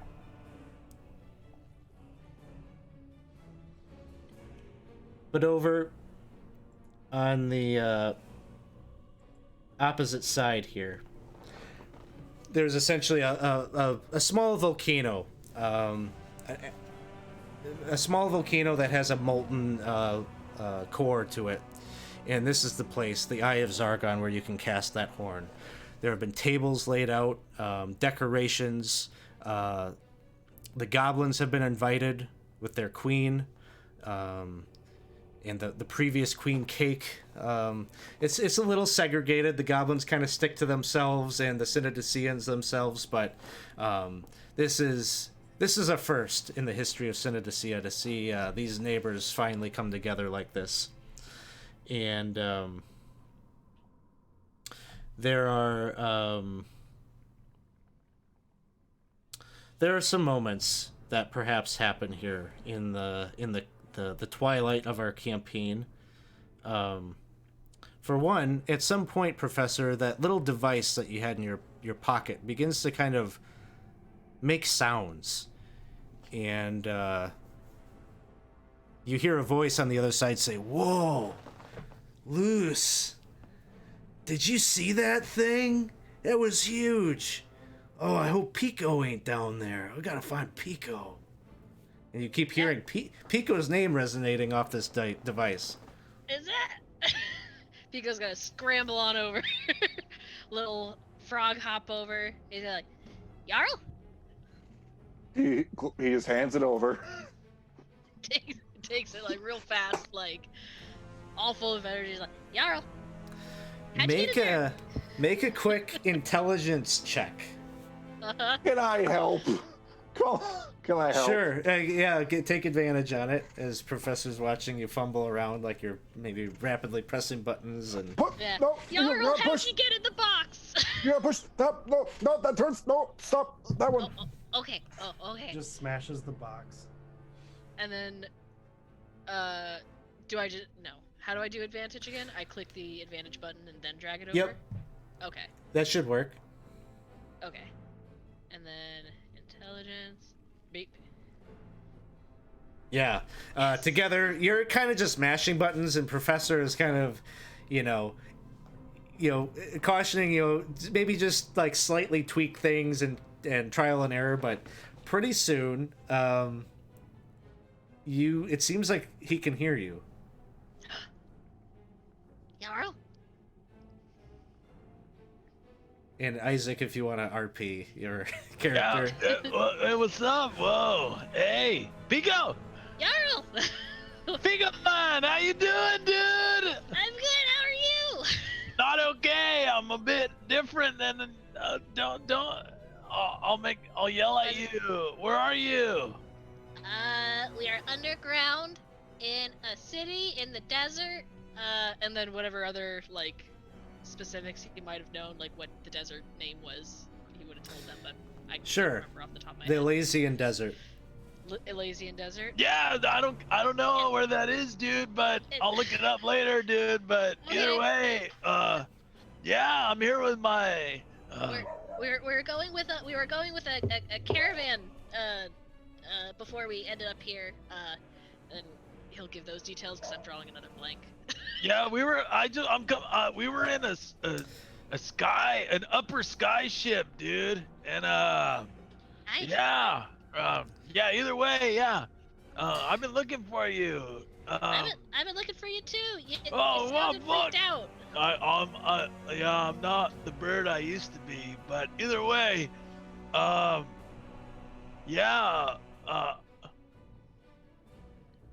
some bad news, dude. happened? We did. There was I don't know if you noticed. There was that red star in the sky, dude. Yeah. It was kind of creepy. Yeah. Well, it landed. It landed? Yeah. It fell. The star fell from the sky. Yeah. Yeah.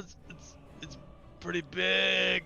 It's got a big And then mouth. the communicator gets a little staticky. And like the details of what he's trying to tell you are a little foggy, but I think in that you told him about the caravan and that you were headed back to the keep. So there's a good chance that you got a rendezvous point there to meet up. Nice. What in the world was that? It was Jarl. It's the Who? person that- Oh, who the hell is Jarl? What a stupid name. He's my friend that I've been looking for. And apparently he's not inside a tiny box, but he's in an airship. But now we can meet A again. what? I don't know. It's I guess a ship that goes in the air instead of the water. Huh?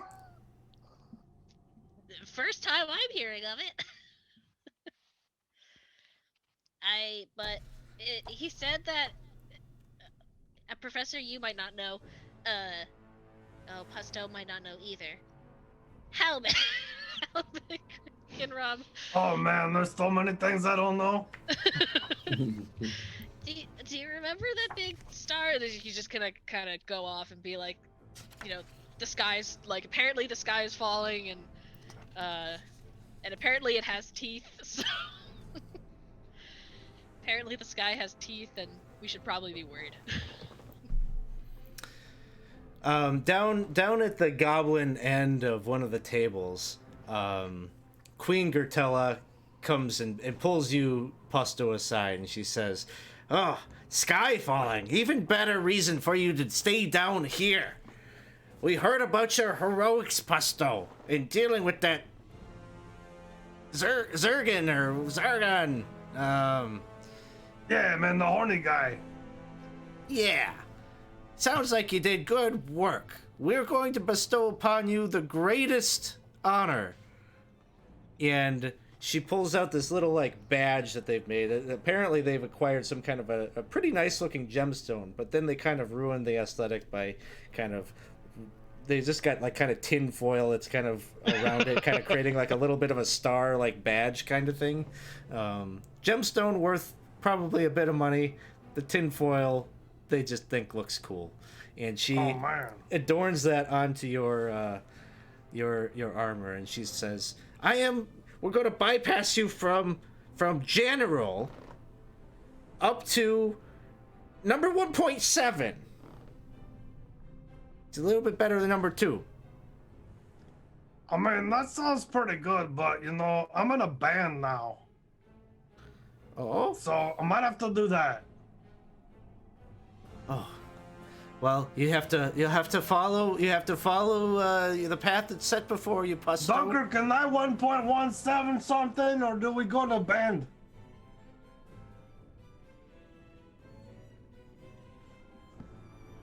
Oh, you don't say. Yeah, I think I got to do this band thing. I don't know where Dunker went. Well, I mean, we're gonna be playing gigs around here, so I mean, that you can do that. Yeah, I totally gotta go. I can't stay here though. Can't stay here. Well, I mean.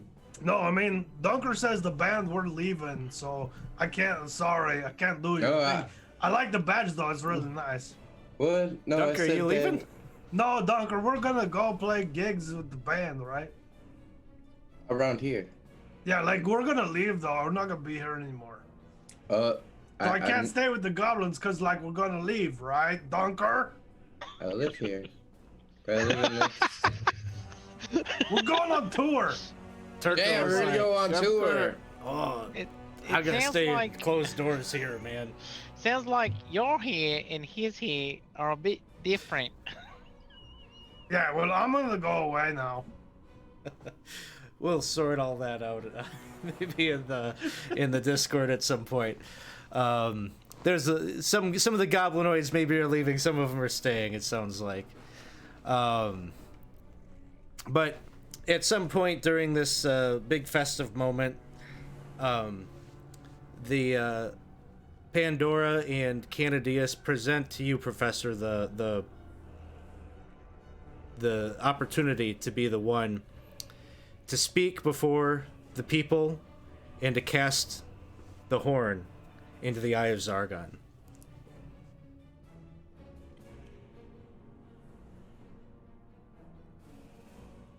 Man, I was not expecting to do a speech today.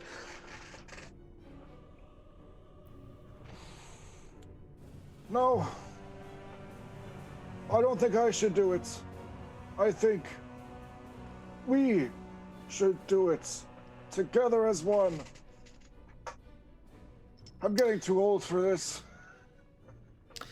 And that voice in your head says, "You've become so wise over these years, Coraline. This is a good gesture."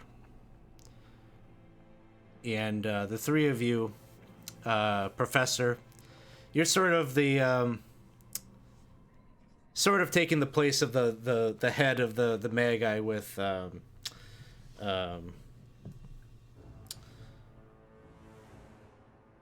blanking on his name in this moment. Auriga. Auriga, Canadius, and Pandora. You make your way up to the opening in the volcano, and together you're all holding it, looking back at the congregation of all of these Synodicians and the goblinoids, and you cast it away. You watch as it falls into the molten lava, and you watch as it dissolves. It breaks apart. This is the only thing that would be able to destroy it.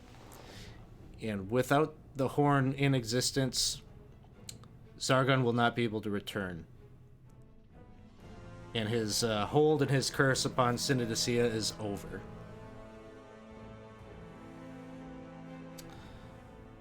So, with that, why don't we just have each... let's go one by one with each of the players. We didn't do intros, but let's have each of you do kind of your wrap-up of what does the future hold for your character as either they stay here, if they're native and want to stay where their native home is, if they're leaving to go back to the keep, or maybe they were going to go to the keep and have decided they have a home here now. But we'll start, I think, first with Mr. Chris Jones. What does the future hold for Dunker? Dunker and Tuco are going to start a band, and everyone is willing to do their band. It is more of a comedy because of Dunker, because of Tuco. And we are going to stay in this area, though. We're going to push ourselves as heroes, which we obviously are, and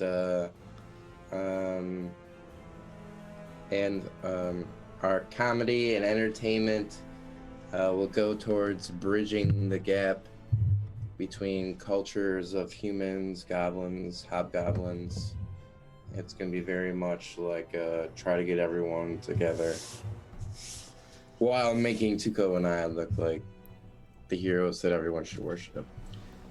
Goblinoid up with people. Very cool. Awesome, thanks. Next, I'm curious, what will happen with Helibit? Helibit is... He's spent enough time saving these people that he feels a little redeemed from his curse, and he's decided to stay and be the healer of Synodicians and the goblins as well. And I think there might be another a part to this. Just a moment for Helibit. But let's move to Murray. Well, first off, Murray is gonna go up and embrace Professor with a strong handshake. Go to try to grab his hand with a handshake. And then awkwardly as awkwardly as you begin to reach and go in and just give him a big hug. Oh, don't worry. I was right there with you. I don't want to shake him a bit and cry. Be like, I'm so happy. I'm so happy that I'm so happy. I'm so sorry for everything, and I'm so happy for you, Professor. Oh, it's fine, my boy. If it weren't for you, I wouldn't even be here right now. Oh, by the way, what is your real name? Oh, Coralon. Come on. Jeez. Do you mind if I call you Professor? Is that okay? And maybe right here is where you hear a ghostly voice kind of calling out, Coralon! Anzio! It is time! Have I not waited enough? Your task is complete.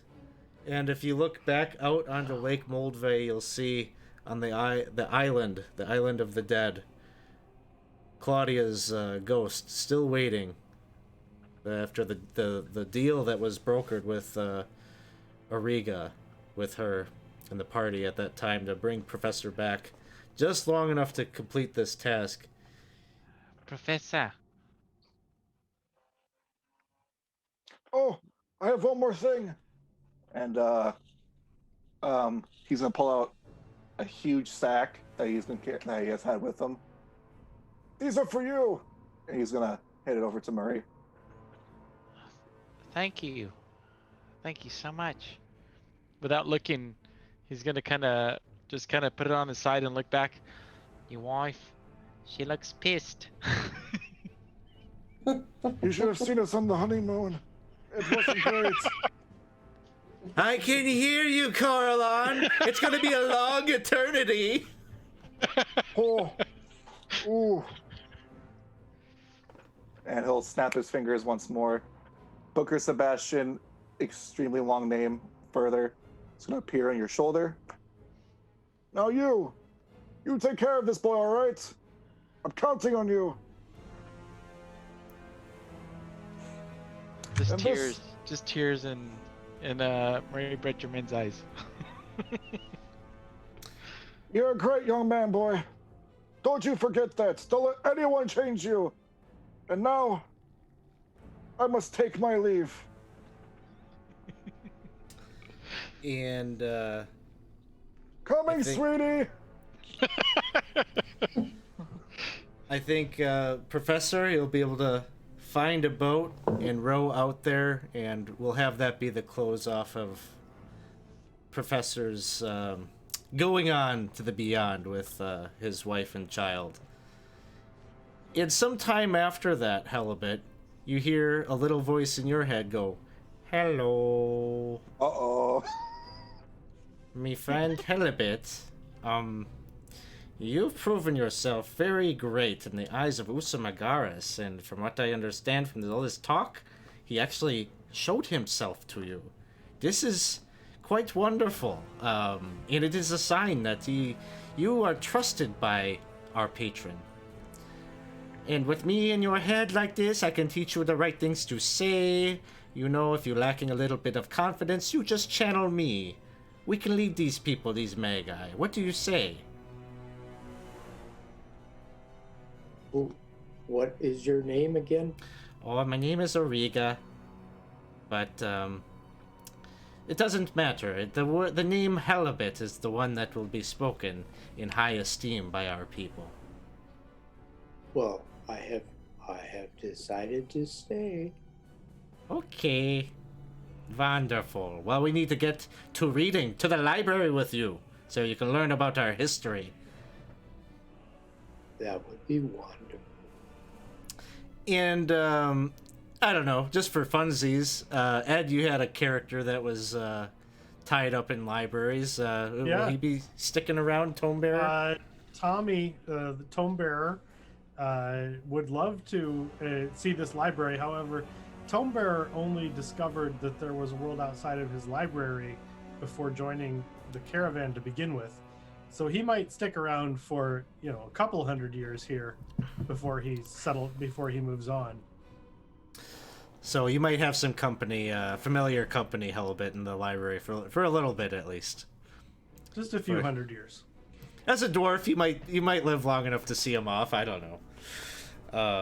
I'm 170 some years old, so I got you might not make it. quite a bit of life left in me. Oh, got a lot. Oh, yeah. Whichever way. How about Pico? Well, Pico, if no one else has asked to see the communicator, would definitely be kind of clutching onto it. And while he did enjoy his time in the Lost City, and with some of at one point at the very beginning, getting to know some of the Brothers of Gorm, he would definitely be wanting to go head back to the keep, or head to the keep, in hopes of seeing his lost friend. And that caravan, that return journey is going to be happening just a few days here after the fact, after you've had a little bit of time here to celebrate the victory and make your way. And how about, I think we got professors, but how about Pusto? Well, I was pretty happy down here until I started running around with these guys, and I found out that there's other stuff, and that sounds pretty cool. And I'm not a general anymore here, so that sucks. So I think if the smooth skin goblin Pico is gonna go up to the keep, then maybe I'll go with him. Know what? I was just gonna offer. Would you like some company? Yeah, I'll go with you, and I'll protect you, because I'm a big, strong, super. I can't be a general anymore, so I'm just Pasto the Magnificent. That's right, Pasto the Magnificent. And you'll be the most magnificent. And he's gonna hold his That's little right. dog hand up for a high five. Oh yeah, I'm all in. Yeah. And with that, I think that's a wrap for the Lost City. So, thanks everyone for hanging out with us here tonight. Thanks for the cheers, the gifted subs, the adding player rerolls to the fight. It was great fun. I had a lot of fun. I love a good big monster fight. So, if you're just checking us out here for the first time, we're 20 Sites Every Story. We're a tabletop role-playing game community, and we would love for you to come and join us in our Discord. Come hang out with us in between the streams. Sunday morning, you can come and kind of more of a formal, informal meetup happening at a set time here, 10 a.m. on Sunday morning. A number of us are just going to be hanging out, painting minis, talking about our campaigns, and just enjoying. So come and hang out with us in Discord to come and join that, or potentially get in a game with us sometime. This was the end of this community campaign. We're going to have a new one starting up here next month, and we'll be playing we've got advanced copy of the next one, the Temple of Elemental Evil, so we're going to be starting that up in May. If you think this old school style of D&D and the 5e rules is fun, come and join us in the Discord. We'll hook you up with a game at some point. But with that, let's close it out here and see if we've got any friends we can drop by. Let's go and give a raid over to our friends at Praetor's Rejects. Thank you. Thanks, Bye. everyone. Have a good night. Thank you. Thank you, Alex. Thank you very much. Alex. Thank you, Alex. And thanks for the rerolls out there. We Yes, really needed rerolls them. were clutch.